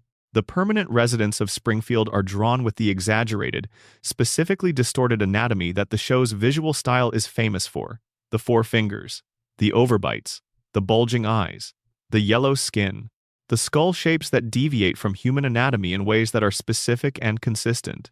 The proportional distortions that mark these characters as belonging to a visual category that is not simply stylized realism but something more specific. The visitors are drawn differently. Guest stars, celebrity appearances, characters from outside Springfield who appear for single episodes, these figures are consistently rendered with more naturalistic proportions. Their eyes are smaller and more normally positioned. Their features are closer to what actual human anatomy produces. Their bodies move in ways that are less distorted from the real. They look, relative to the permanent residents, like people from a world where the visual norms of biology have not been adjusted by decades of environmental contamination. The show's official position on this distinction is that it is a stylistic convention. Springfield residents are drawn in the show's iconic style. Guest characters are drawn in a style that accommodates the visual identities of real people being depicted as animated characters. This is a reasonable technical explanation for why the drawing is different. But within the logic of the show's own universe, within the fictional reality that Springfield represents, the visual distinction corresponds to something. The people who live inside the contamination zone look different from the people who arrive from outside it. The difference is visible. It is not subtle. And the show has maintained this distinction so consistently that it cannot be accidental, even if it emerged for technical rather than narrative reasons. The radiation theory uses this distinction as evidence.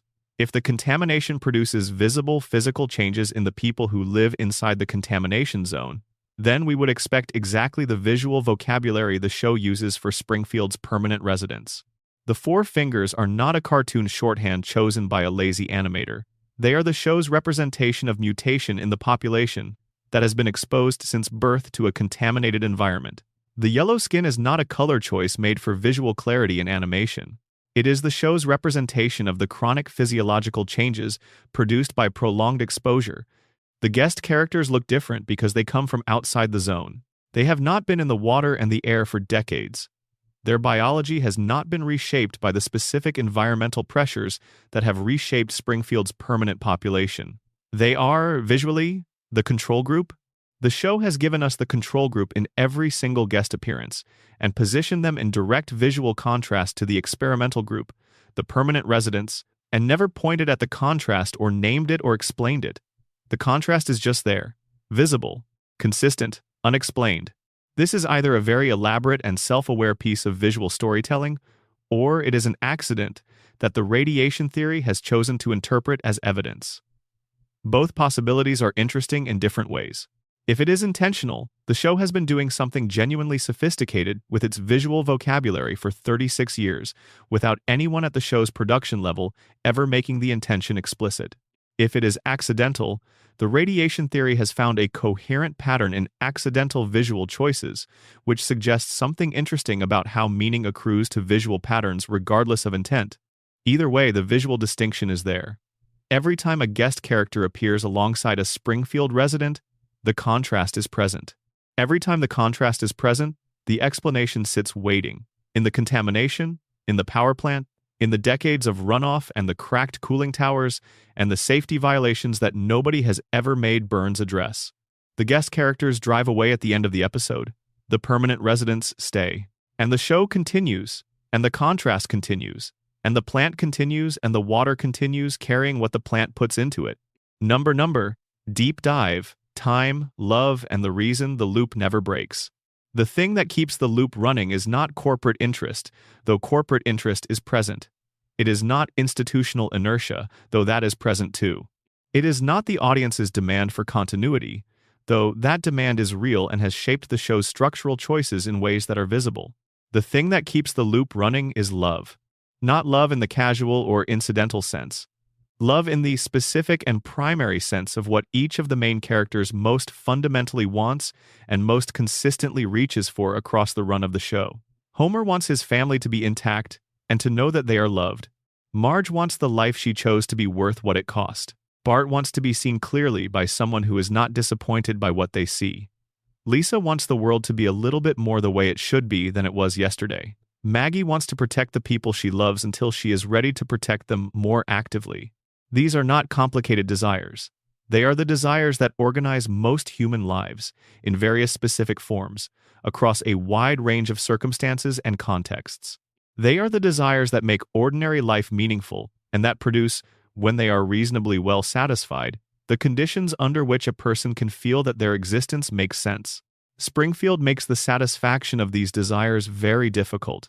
The contamination makes Homer's capacity for the clear thinking that would allow him to be the father he wants to be very limited. The economic dependency makes Marge's life inside the role she chose more restrictive than the role needed to be. The institutional context makes Bart's specific gifts structurally invisible rather than recognized. The community's resistance to change makes Lisa's advocacy feel like it goes nowhere. The danger that surrounds them makes Maggie's desire to protect constantly relevant. And yet the love persists. It persists in the face of the constraints and the damage and the contamination and the employer who destroyed their family and the town that drinks the poison without knowing it's poison and the clock that doesn't move and the reset that erases consequences and the institution that is too expensive to fail. The love persists because it is not contingent on the circumstances being good.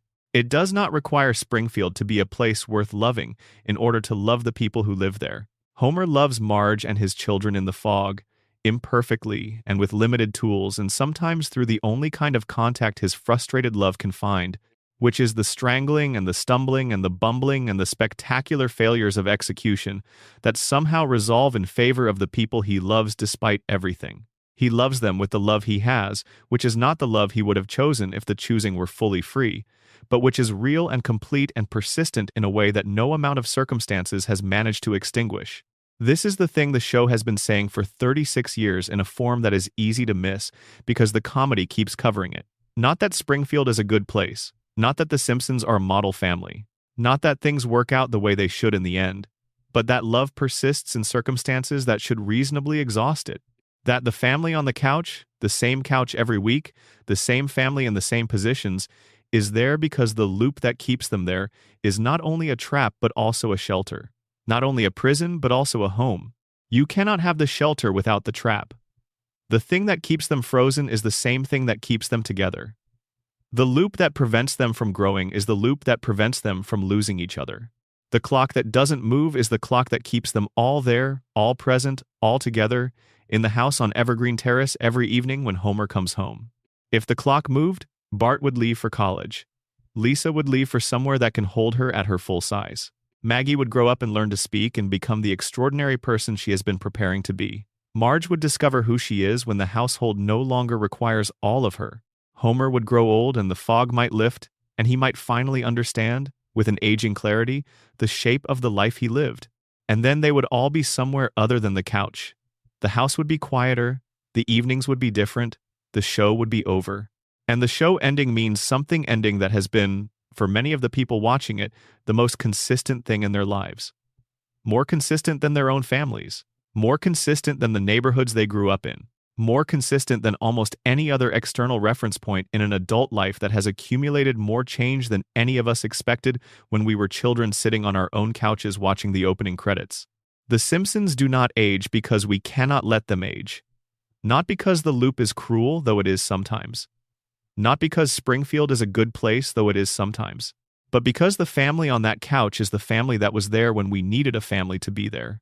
They were in the television when our own houses were too quiet or too loud. They were the same week after week when the weeks were anything but the same. They were the reliable thing in the middle of the unreliable. They stay frozen because freezing them is the kindest thing we know how to do for them, and for ourselves. Homer is still at the plant. Marge is still in the kitchen. Bart is still on the skateboard. Lisa is still playing the saxophone. Maggie is still watching. They are still there. They will be there tomorrow. Turn off the light. Close your eyes. Springfield keeps running without you. It will be exactly the same when you come back. That is the promise. That has always been the promise. And they have never broken it. Thank you for being here. For everyone still listening, thank you for staying. For everyone who found their way out somewhere along the way, Springfield will be here when you return. It always is. Good night. Number. Extended reflection. What each character carries that nobody names. There is a category of emotional weight in The Simpsons that the show documents across hundreds of episodes without ever organizing into a single statement. The weight is distributed. It shows up in fragments. A look that lasts a beat too long.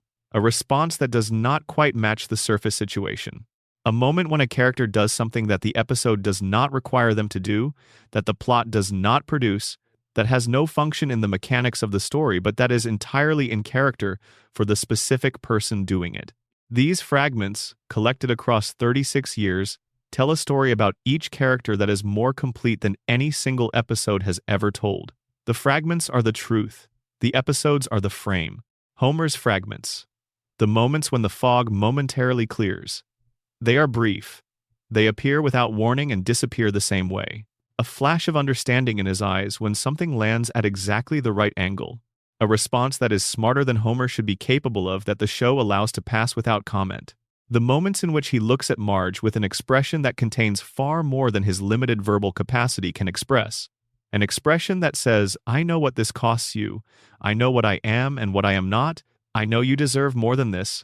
And I cannot stop loving you for choosing it anyway. These moments do not last. The fog comes back. But they are there. The intelligence is there. The awareness is there. It just cannot sustain. Marge's fragments, the moments when she stops. Not the managed pauses, not the deliberate moments of self-care that the episodes sometimes give her as plot resolution. The unmanaged stops.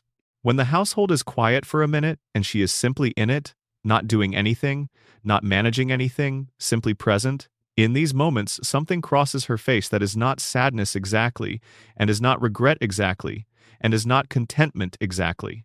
It is the expression of a person who is doing the accounting and not yet finished. who is looking at the life and the cost and the love and the loss of the other possibilities and adding all of it up. Who knows the sum but is still working through how she feels about it. Bart's fragments, the genuine ones. The moments when the performance falls entirely away, and what is left is a kid who is scared of something and does not have a language for the fear. The fear of being mediocre in a world that only validates one kind of excellence. The fear of growing up into the version of Homer that the trajectory seems to be aiming at. The fear of never being known at the level he actually is by someone who matters. The fear that the performance has become so complete that the person underneath it has gotten too small to find. These moments are brief, and they appear when his guard drops in situations where the drop is not dangerous. Late at night, in the middle of a conversation that has gone somewhere he did not expect. At the end of something, Lisa's fragments. The ones that are not about the fight. The ones where she stops arguing and just exists in the moment of something beautiful.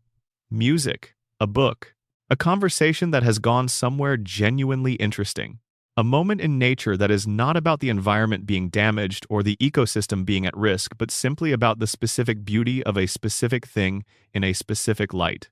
In these moments, she is not the advocate or the voice of the uncomfortable truth or the person who has been right about everything and received nothing for it. She is a child who finds the world genuinely and specifically beautiful, and who has not yet lost the capacity to let that beauty in when the moment is right. These moments are the most private things the show gives us. They are the person she is under the person she has to be. Maggie's fragments. The ones that last a second longer than they should. She is watching something. Someone. One of the family. And the watching goes on past the point where a baby's attention span should sustain. The eyes are too steady. The focus too specific. The duration too deliberate. In these moments, what you see is not a baby watching something. What you see is a mind encountering something it is genuinely interested in and giving it the full attention it deserves. She is interested in Homer, in the way he loves them and in the gap between that love and his ability to express it. She is interested in Marge, in what Marge carries and how she carries it. She is interested in Bart, in the performance and the person behind it. She is interested in Lisa, in the rightness and the loneliness of it. She watches all of them, always, with the patience of someone who has decided that watching is the most useful thing she can do right now, who will know when to stop watching and when to begin something else. Burns's fragments, the ones the show gives him rarely and that land disproportionately when they arrive. The teddy bear. The moments in which something old and prior to the century of accumulation surfaces briefly through the distance that the accumulation has built between the man and everything else. He was a child. He had things he loved before he became the person who converts everything to a resource or a threat. Those things are still there, somewhere, in a form that barely functions after so long without exercise, but that has not fully disappeared. The teddy bear is the proof. He can still feel something in a way that does not pass through the apparatus of power. The apparatus is not the whole person. It never is. Ned's fragments. The ones that break through the conditioning in ways that are too small to classify as breakdowns, but too large to be nothing. A pause before the diddly. A moment in which the smile does not arrive at the speed it usually arrives. A fraction of a second in which the Ned who exists before the conditioning-produced Ned has the floor. These are not visible on a first viewing. They require the kind of attention that 36 years of watching the same character develops. They are there. The person before the conditioning is still inside Ned, making these small breaks in the surface, in moments when the management is handling something else and the thing it is managing temporarily slips through. Smithers's fragments. The moments in which Burns says something, does something, reacts to something in a way that demonstrates clearly and specifically that Burns does not see Smithers as a person, and Smithers's face does something complicated and brief with that information. Not surprise, not hurt, exactly. Something more like the specific recalibration of a person who knows something and encounters confirmation of what they know and has to decide again what to do with it. The recalibration happens fast. The face returns to function. The work continues. But in the fraction of a second between the thing Burns has said and the return to function, something is visible that the work cannot fully contain. Bob's fragments, the ones after the plan fails. Every confrontation with Bart ends the same way.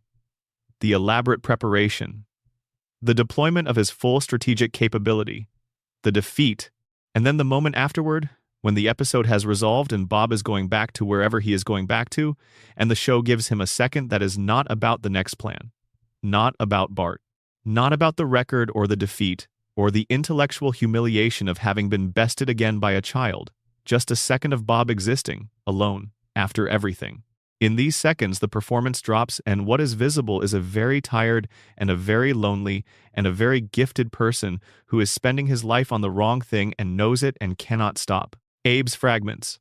The ones where the stories break, where the rambling loop circles too close to the true center and something in the storytelling falters. A pause.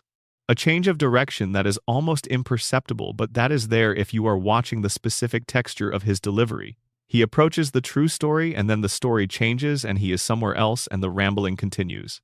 In the pause, in the fraction of a second before the redirect, the weight is briefly visible. What he is carrying. What he has been carrying for decades. The things he knows that Homer cannot know and that he will take to his grave, because taking them to his grave is the last thing he can do for the son he could not protect in the ways that mattered most. These are the show's truest offerings. Not the plot, which is the vehicle. Not the jokes, which are the register. The fragments. The moments between the episodes and between the acts, and between the character and the role they spend the episode performing. The show has produced these moments for 36 years, placed them in the margins where most viewers are not looking, and kept them consistent with who each character actually is. The fragments are the confession. The show is always confessing, in the margins, to the full and specific truth about these people. And the truth is that they are real in the way that only characters who have been allowed to be complicated for 36 years can be real. They have weight. They carry things.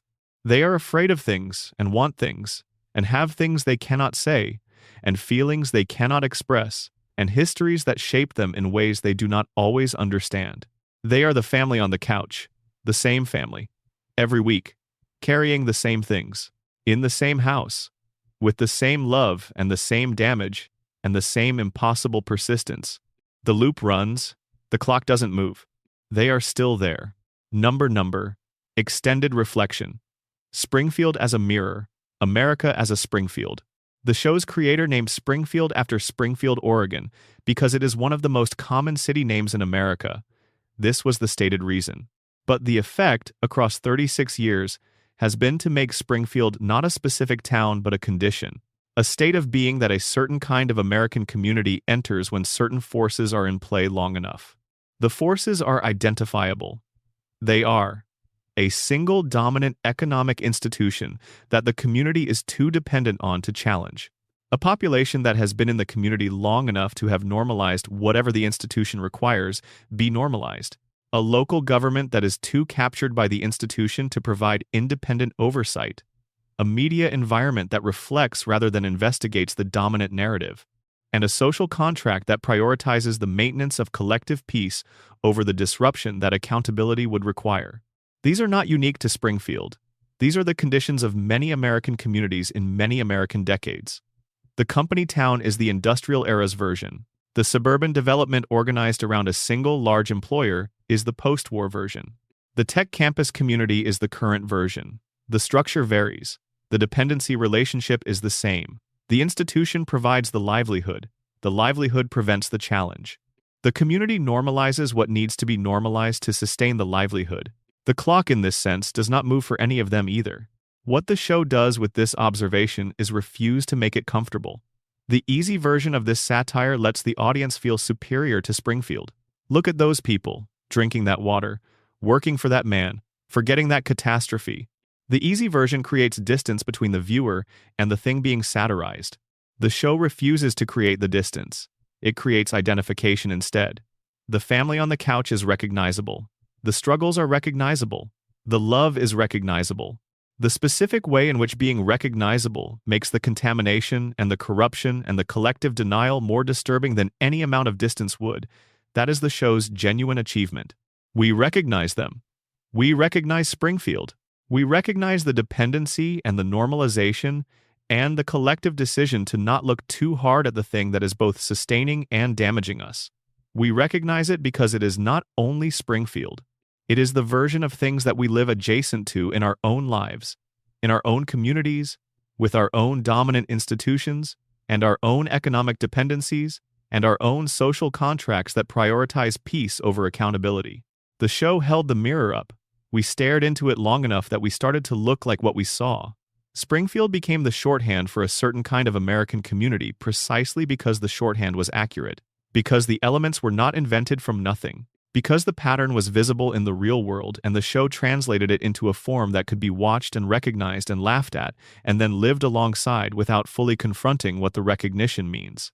The recognition means this: Springfield is not a warning about a possible future. It is a description of a present that has been ongoing for as long as the show has been running.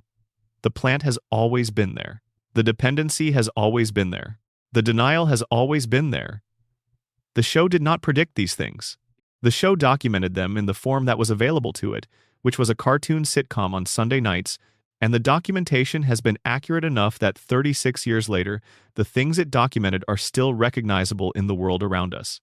Lisa has been arguing this for 36 years. Nobody has listened the way it deserved.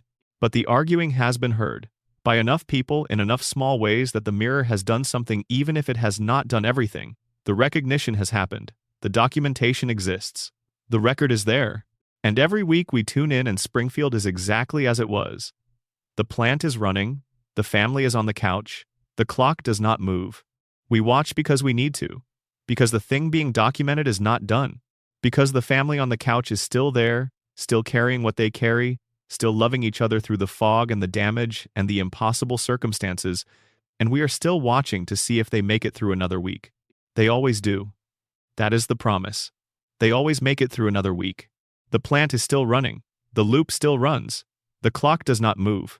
And the family on the couch is still there, waiting for the credits, waiting for the week to start again, waiting for you to come back. They will be there. They always are. Number, extended reflection. The case for each character's hidden courage. No one talks about courage in Springfield, because courage in Springfield looks nothing like what the word is usually used to mean.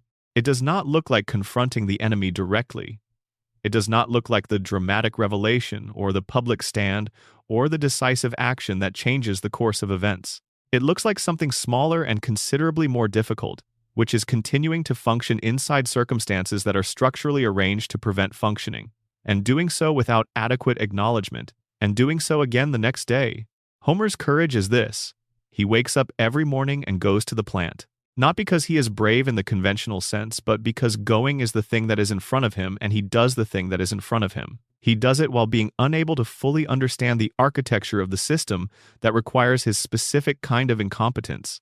He does it while loving a family that deserves someone with more capacity to protect them. He does it through the fog, day after day, without the clarity that would allow him to understand what he is doing or why, and without the capacity to choose differently even if he understood. He keeps going because stopping is not something he knows how to do. Because the family is on the other side of going. Because the love is not contingent on understanding the situation. Marge's courage is this: she holds. Every day, she holds the structure that the family exists inside. She manages the countless variables that are required to be managed in order for the household to function.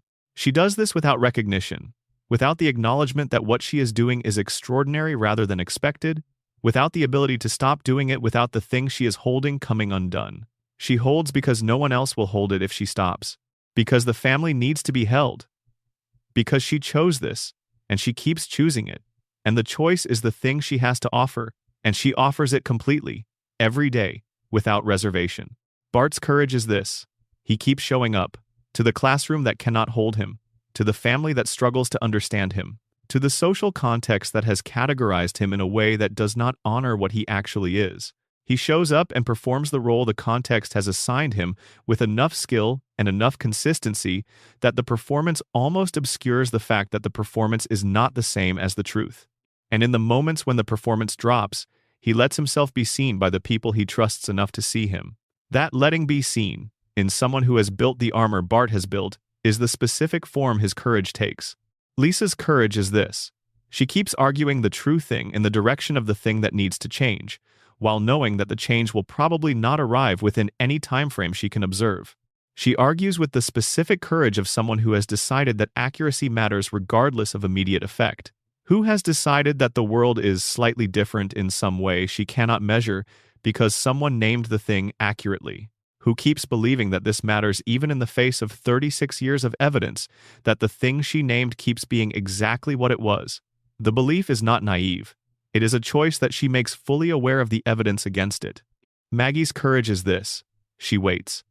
The waiting requires the discipline of a person who understands that the right moment matters more than the impulse to act, who has enough capability to act at any moment and enough intelligence to know that acting at the wrong moment is worse than not acting, who holds everything she knows in the silence of the waiting and maintains the cover of the waiting and keeps the capability available for the moment when it is needed.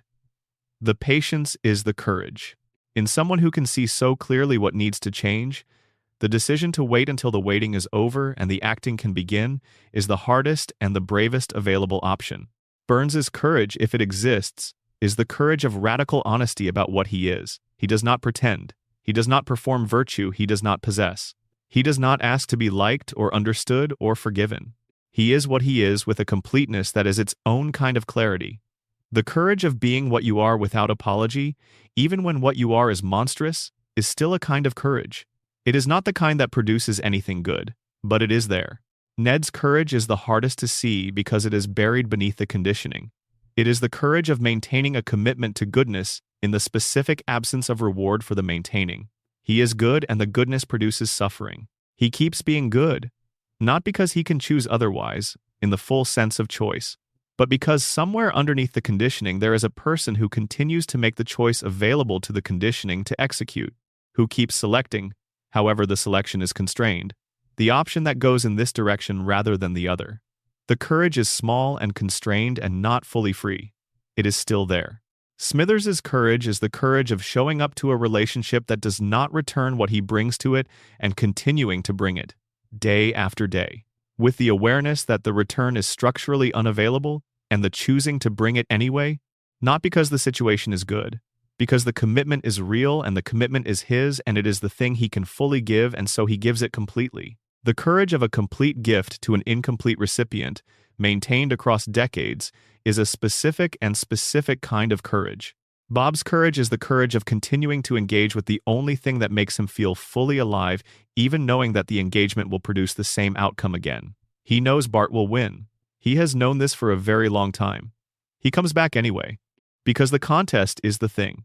Because the preparation and the planning and the deployment of his full capability and the brief engagement with someone who can actually receive it, even in the adversarial form the engagement takes, is the only experience available to him that has the specific aliveness he needs. He comes back for that. The courage of returning to the thing that keeps defeating you because the thing itself is worth returning to is a strange and specific kind. Bob has it. Abe's courage is the courage of continuing to carry something that cannot be put down. He chose the carrying. He was probably right to choose it.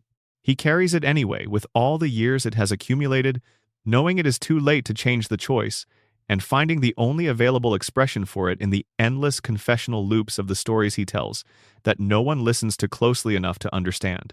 These are the characters. These are the people. These are 36 years of specific and real and carefully constructed human beings who happen to be yellow and who happen to live in a town that appears on no map and who happen to exist on the same timeline forever, frozen and loving and damaged and continuing. They are the family on the couch. They are still there. They will be there when you come back. Good night. Sleep well. Springfield keeps running without you, and when you come back, it will be exactly the same. That is the whole point. That has always been the whole point. End of script. Number. Extended meditation. On Homer's hands. Homer Simpson's hands are documented as incapable of the fine motor tasks his job technically requires. He has pressed the wrong buttons. He has dropped the important thing. He has missed the obvious lever and the obvious switch and the obvious warning light that a person paying the appropriate level of attention to their work environment would not miss. His hands are also documented as capable of other things. The bowling ball that he releases with a precision and a consistency that professional athletes across multiple seasons of the show have acknowledged as genuinely exceptional.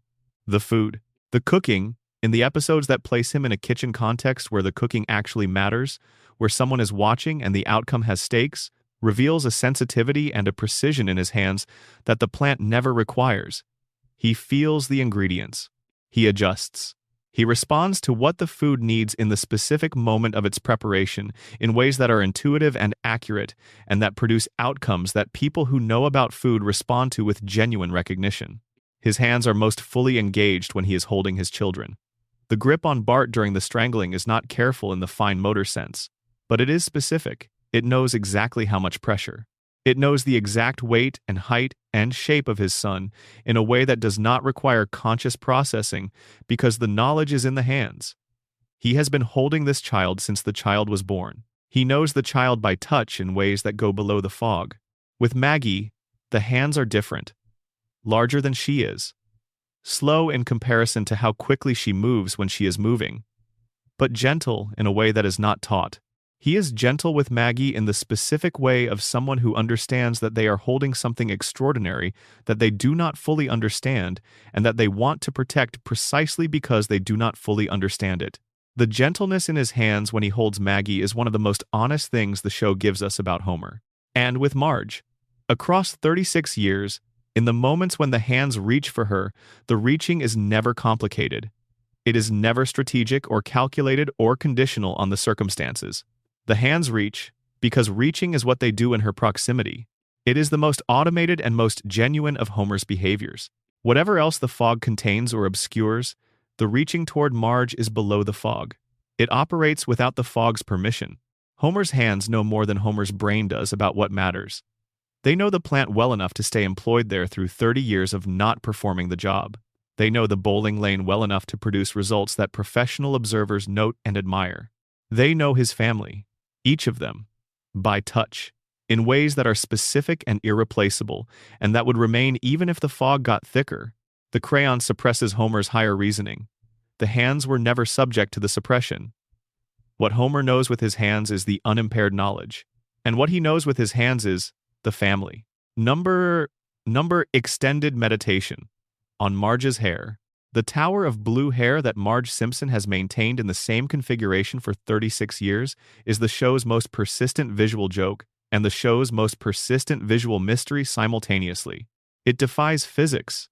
It grows straight up from her head and maintains its conical shape regardless of weather, humidity, physical activity, sleep, or the passage of time. It requires, according to the show's logic, no visible maintenance. It is simply always like that. It is always exactly like that. Within the radiation theory, the hair is the mutation made visible. The contamination did not produce a blue hair tower through any direct mechanism the theory proposes. It produced whatever the underlying biology produced, which, in Marge's case, expressed visually as a hair structure that does not occur in uncontaminated human populations.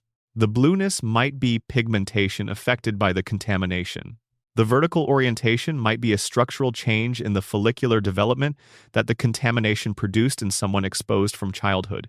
But there is a parallel reading that the radiation theory does not cover, which is the reading that the hair is not a mutation but a choice, a commitment, a statement of personal identity so strongly held that it has become as stable as a biological feature. Marge chose this hair. She maintained it. She styles it into its impossible configuration every morning because the configuration is the thing she has chosen to present to the world as the outermost layer of who she is.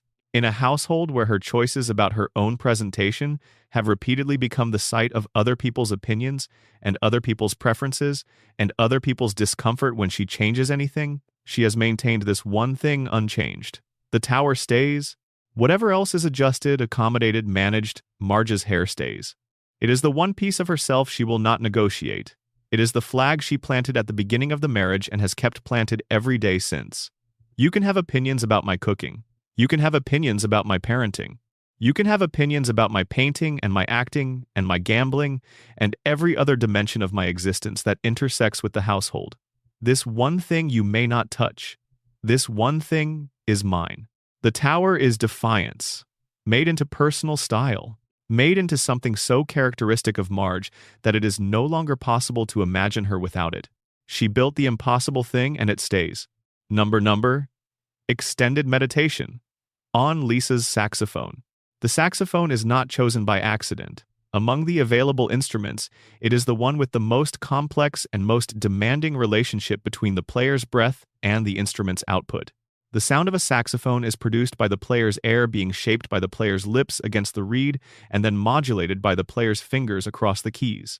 The player's body is the primary instrument. The saxophone is the amplifier.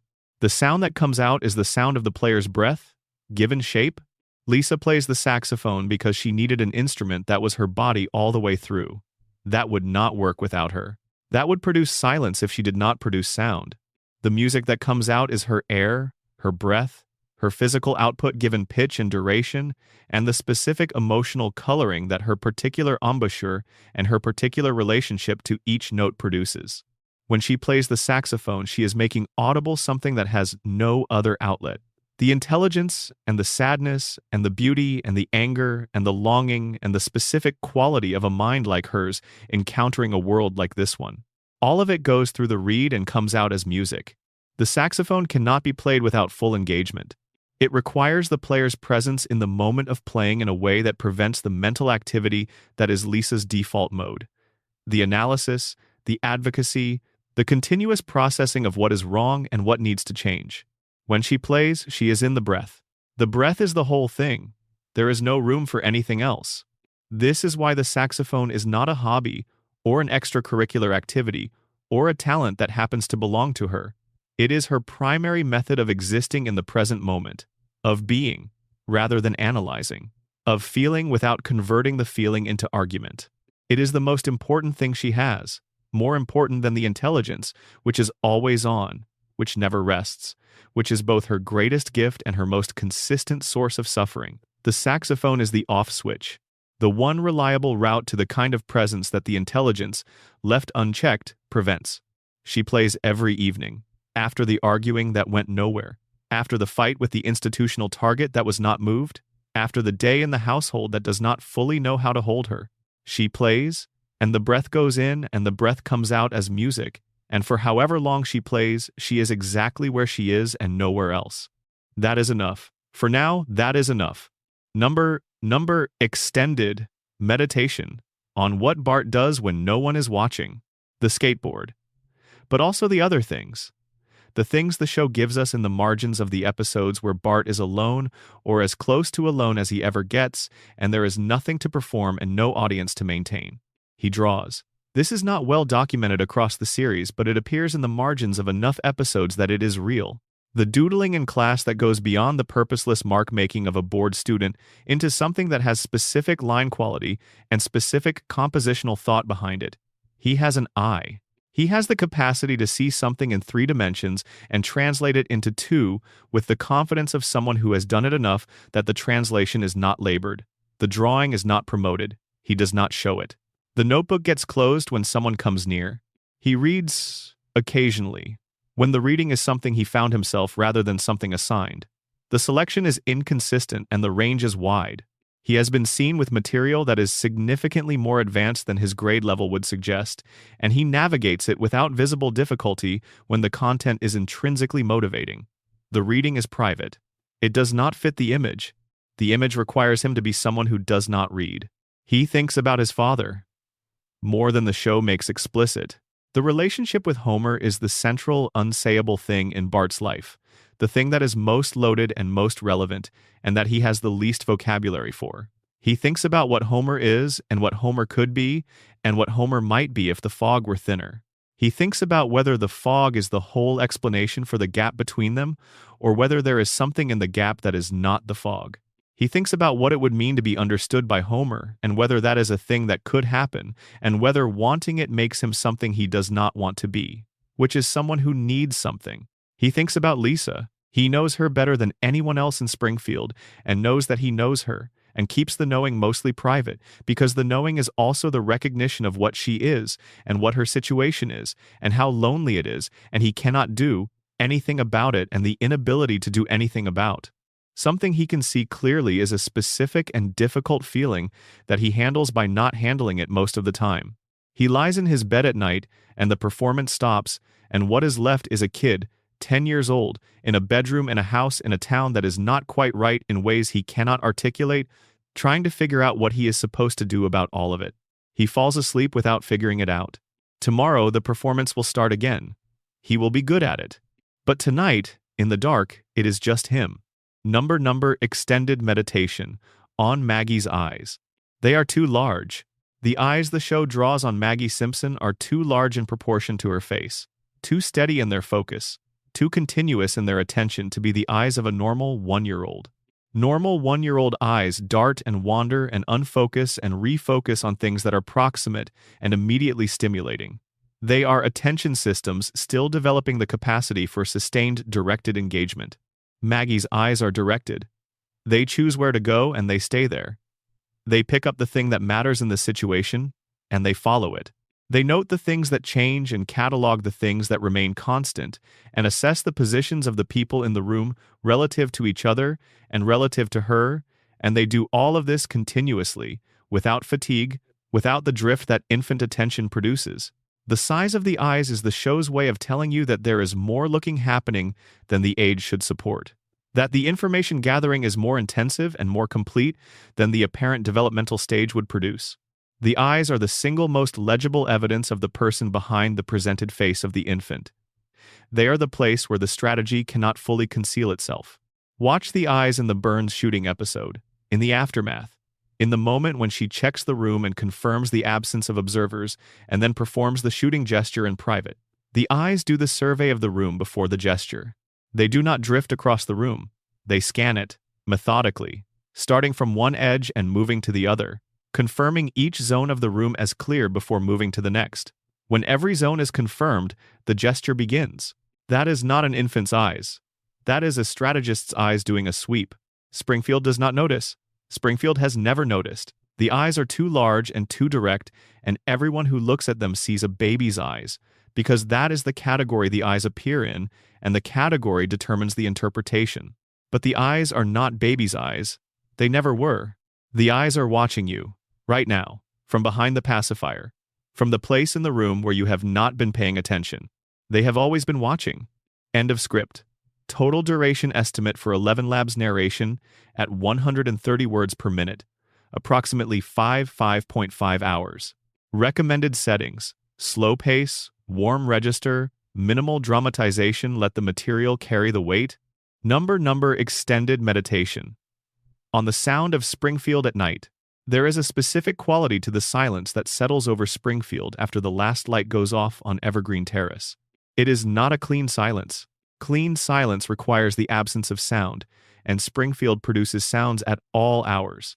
The low mechanical hum of the plant running its overnight cycle, the particular atmospheric disturbance that the cracked cooling towers generate as the air pressure changes around them, the sound of the river moving past the point where Blinky was caught, carrying what it carries downstream. But underneath these sounds, or threaded between them, or simply present in the way that the emotional texture of a place is always present even when no specific person is registering it, there is something that functions like stillness. The town is asleep. The particular machinery of denial and performance and normalization that runs continuously during the waking hours is idling. The characters are in their houses, in their beds, doing the one thing that the show rarely depicts, which is being unconscious. Homer sleeps the sleep of someone whose body knows it needs to repair itself, though the specifics of what the body is repairing go undocumented. His hands are at rest. The reaching toward Marge that is his most automated waking behavior is interrupted only by the depth of the sleep. In the sleep, he is free of the fog in the specific sense that the fog is always present, but it is not, in the sleep, actively failing him. There is nothing required of him that the fog prevents. He is simply there, breathing, next to the person he loves most, in the house that is his home. Marge sleeps differently, more lightly, with a part of her that does not fully go offline even in the deepest part of the night, a monitoring process that stays active even when the rest of the system is resting. The house makes a sound and she is partially awake before the sound has finished, assessing it, determining its source and its significance, filing it as nothing before returning to whatever sleep was available to her. She is the night watchman. It is not a role she chose in any deliberate sense. It is the role that her particular kind of love for this household has produced in her over 36 years of being the person who makes sure things are okay. Bart sleeps hard. The performance stops completely and the person underneath the performance is visible in the sleep in a way that it rarely is in the waking hours. A kid, genuinely young, face slack, arms thrown out, taking up the space available to him without calculation. He looks asleep, like the child he is. The armor is offline. The waking Bart who manages every impression so carefully is gone for these hours. What is left is just the actual boy. Lisa sleeps with the saxophone case in her field of vision. This is documented enough times across enough episodes that it is real. She positions it where she can see it from the bed, not because she is afraid it will be moved or lost, because the knowing it is there is part of what allows her to rest. The container is present. The overflow has somewhere to go. She can sleep because the place for what cannot sleep is visible and available and waiting. Maggie does not sleep the way infants sleep. This is the one piece of the Maggie portrait that is most quietly established and least discussed. Normal infant sleep is deep and total, and surrendered in the way that exhausted small bodies surrender to rest. Maggie's sleep is more like the sleep of someone who has decided to stop watching for a few hours. A voluntary suspension of the watching rather than an involuntary shutdown. She will be up before the household. She will have been watching the light change in the room before anyone else in the house registers that morning has arrived. Burns does not sleep in any continuous sense. The medical protocol that maintains his biological systems requires interventions at intervals that would disrupt normal sleep architecture. He rests. He moves in and out of wakefulness in patterns that have been managed for decades as part of the overall maintenance regime. Smithers knows the patterns. Smithers' own sleep is organized around Burns' patterns, available when needed, resting in the gaps, never fully offline. Springfield sleeps with the plant running beneath it. The contamination does not stop at night. The water does not stop moving. The air does not stop carrying what the plant puts into it. The town rests, and the thing that is slowly changing the town continues its work without rest. In the morning, they all wake up, and Springfield is exactly as it was. The plant is running. The family is intact. Homer gets up. Marge is already in the kitchen. Bart needs to be called 3 times. Lisa is already awake. Maggie is in her high chair with the expression that she always has. It is morning in Springfield. The same morning it always is. Number. Extended meditation. On the retirement home and the people who wait there. The Springfield Retirement Castle is one of the show's least examined locations and one of its most significant. It is where Springfield puts the people it is finished with. Not cruelly, not with explicit intention, but with the specific practical indifference of a community that has organized itself around the economically productive and whose institutions for the economically unproductive are adequately funded and nothing more. Abe lives there. He has a room. He has a schedule of activities. He has other residents to talk to and staff who are professionally obligated to maintain a certain level of engagement with him. He has, in other words, the infrastructure of a life, but not a life. The infrastructure is adequate. This is the word the show uses in every visual and narrative choice it makes about the retirement home. Adequate. The building is adequate. The food is adequate. The care is adequate. The people are housed and maintained and provided with enough structure to fill the hours without anything excessive on either end. Not neglected, not loved, managed. Abe is surrounded by people in the same situation. People who were, before the retirement home, someone. Who held a role in the productive world that the community valued, who had relationships that organized their days and gave their presence somewhere to be received, who are now in the retirement home where the reception is professional rather than personal, and the relationships are maintained by obligation rather than by the specific and irreplaceable choosing that real relationships require. He tells his stories to these people too. They have the same relationship to the stories that everyone else has. They are present without being engaged. They are in the room. They are not listening in the way that would allow the stories to do their confessional work. The stories bounce off the adequate walls of the adequate room, and Abe continues, and the confession continues to be unheard. He visits the other residents. He plays cards. He participates in the structured activities. He performs, as everyone in Springfield performs, the version of himself that the context requires, which in his case is the harmless, rambling, slightly confused old man that the retirement home staff have cataloged him as. The performance is as complete in the retirement home as anywhere else. The performance protects him from the need to be known, which would require telling the true story, which would require the weight of having told it. He does not want to be known that way. Not anymore. The years are too long. The weight is too settled. The telling would not change what has already happened. It would only add to the weight that everyone else carries. So he stays harmless, rambling, present without being a problem. occupying the adequate room in the adequate building where Springfield puts the people it is finished with, and carrying the specific knowledge that would change everything in a family that never quite manages to sit still long enough to hear it. He will take it with him. When he goes, it goes. And the family will go on. Not knowing. Not knowing is the thing he chose for them. It is the last gift available to him. He gave it and keeps giving it every day. Not knowing keeps them from having to know. He chose this. He stands by it. The stories continue. Number extended meditation. On the music that runs through Springfield. There is music in Springfield that nobody talks about because it is not the saxophone, and it is not the songs, and it is not the incidental score that cues the emotional register of each scene. It is the specific music of the family itself, the particular rhythm of the household's routines, the sound Homer's feet make coming through the door, the specific timbre of Marge's voice when she is working in the kitchen, and something in the radio program catches her attention, and she makes a sound that is not quite singing and not quite humming, but is both. The sound Bart makes on the skateboard. The specific note of Lisa's saxophone warm-up before the actual playing begins. The few test notes that she plays every time before she finds the thing she is looking for. Maggie's pacifier. The specific sound it makes in the quiet. These are the sounds of 36 years of the same family, in the same house making the same music without knowing it is music. The rhythm of being this family in this place?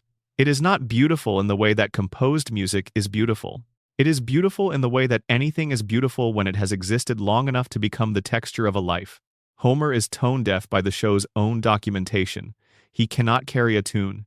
He cannot reliably identify a tune. He has tried, in multiple episodes, to engage with music in the standard ways, and the results have been consistent. And yet he participates in the family's music. His participation is not in the tonal dimension. It is in the rhythmic one. He shows up at the same time. He fills the same space. He produces the same sounds in the same sequence at the same points in the daily routine. He is the baseline of the household, undistinguished in itself, essential to the whole. Marge harmonizes with everything. This is her musical personality as it is her domestic personality. She finds the note that fits the existing chord. She adjusts. She does not insist on her own note above the available chord. She finds the place where her note makes the whole thing richer, and she puts it there and holds it. Bart is syncopation, off the beat by design. His contributions to the household's music come slightly before or slightly after the expected point. This is not inability to find the beat. It is the decision to not land on it. The beat belongs to everyone else. He lands somewhere adjacent, and the adjacency is its own kind of musical contribution. The kind that keeps the whole thing from becoming predictable. Lisa is the melody. This is the obvious observation, and it is correct. She carries the tune that everything else is in service of. The intelligence and the clarity and the way she organizes what is in front of her into something that has shape and direction. The melody is often lonely. Melodies are lonely in that way, carrying the primary voice above the supporting parts, present and particular in a way that the supporting parts are not required to be. But the melody is the thing you remember. The melody is the thing you hum to yourself after. The melody is the thing that the whole piece was about. Maggie is the rest, the silence between the notes, the space that the music requires to be music rather than noise. Without the rest, the music is continuous sound, and continuous sound is not music. The rest is as essential as the note. Maggie is the rest. And the rest, in music, is not absence. The rest is presence of a different kind.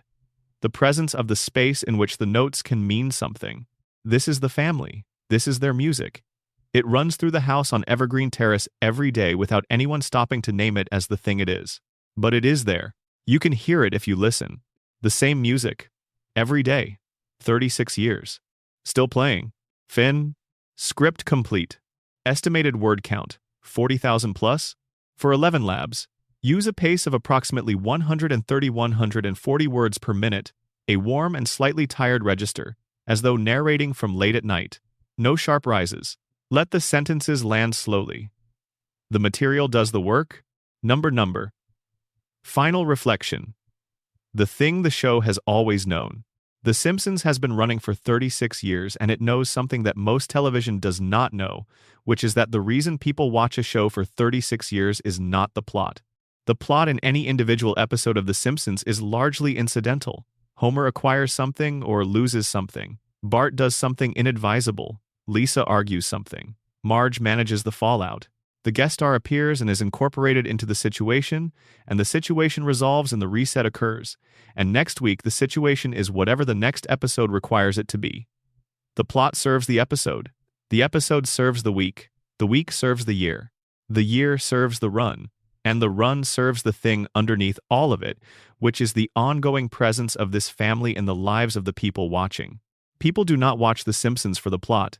They watch it because the family is there, because the couch is there, because the house on Evergreen Terrace is there, exactly as it was. The same wallpaper and the same furniture and the same positions in the same room. Because Homer comes through the door and Marge is in the kitchen and Bart is doing something on the stairs and Lisa is playing the saxophone and Maggie is in the high chair. Because the opening credits run and the couch gag lands and the episode begins and for 22 minutes you are there, in that house, with that family, and nothing from outside the episode is required. This is what the show gives you, not entertainment in the abstract sense, the specific comfort of a known place with known people doing the known things. The comfort of the familiar made available on demand. Turn on the television. Go to Springfield. The family is there. This is also what makes The Loop, which is the show's greatest structural choice and its most ethically complicated one, feel like love rather than like imprisonment. The Loop keeps the family where they are, where you can find them, where they were last time, where they will be next time. The Loop is the guarantee. As long as the Loop runs, the house is there. The family is intact. You can go back. People go back because they need to, because something in the structure of a life that keeps moving, that keeps requiring adaptation and change and loss, and the ongoing work of living inside time that does not stop, is relieved by the existence of a place that stops, a place where the clock does not move, where the children are always young and the parents are always together, and the house always looks the same, and the Sunday night return is always available. Springfield is not the fantasy of a perfect life. No one watching it believes that Homer's life is the life to aspire to, or that Bart's situation is desirable, or that Lisa's chronic isolation is good, or that Marge's invisible labor is appropriately acknowledged, or that any of the darkness we have spent these hours examining is something anyone would choose if all the choices were visible and available. Springfield is the fantasy of a life that stays, of people who do not leave, of children who do not grow up and move away and become people you do not quite recognize anymore and then occasionally call on holidays, of parents who do not age into people who need things instead of giving them, of the house that does not get sold, of the family that does not change into something that requires grieving. The show has given you this fantasy for 36 years. Every Sunday night for 36 years, the family was there, and every person who turned on the television and went to Springfield received, for the duration of that experience, the specific relief of a world where the important things do not change. This is the gift and the trap simultaneously. The gift because the relief is real. The trap because the relief is real, and because real relief from real need can become something that prevents the need from being addressed by other means. It can become the thing you do instead of the thing you need. It can become the Springfield you retreat to when the actual world requires of you something that is difficult to give. The show does not tell you this. It cannot tell you this while also giving you the thing it is providing. It continues. The loop continues. The family is there. But the show has always known the cost of the loop. It has been telling you the cost in the margins for 36 years. In the fragments and the moments between the acts and the looks that last a beat too long, in Lisa's arguments that go nowhere and Homer's fog and Marge's quiet and Bart's armor and Maggie's watching, in the contamination that is always running, and the clock that never moves, and the truth that is always buried, and the man who keeps it buried, and the town that keeps choosing the burial. It has been saying, this is real. The love is real. The damage is real. The loop is real. The comfort the loop provides is real. And the cost of the loop is real. And it has been saying, watch anyway. Because the family is there. Because they will be there next week. Because they need you to come back. Because you need to come back. Because in the specific and strange economy of love that The Simpsons has always operated in, the watching is the keeping, and the keeping is the love, and the love is the whole point, and the whole point has always been this. Homer is home. Marge is there. The children are young. The house is the same. It is Sunday night. You are on the couch. The opening credits are running. You know every note of this music. You have always known every note. Close your eyes. Let it play. Springfield is waiting. It will be there when you wake up. It always is. That is the whole point. That has always been the whole point. Good night.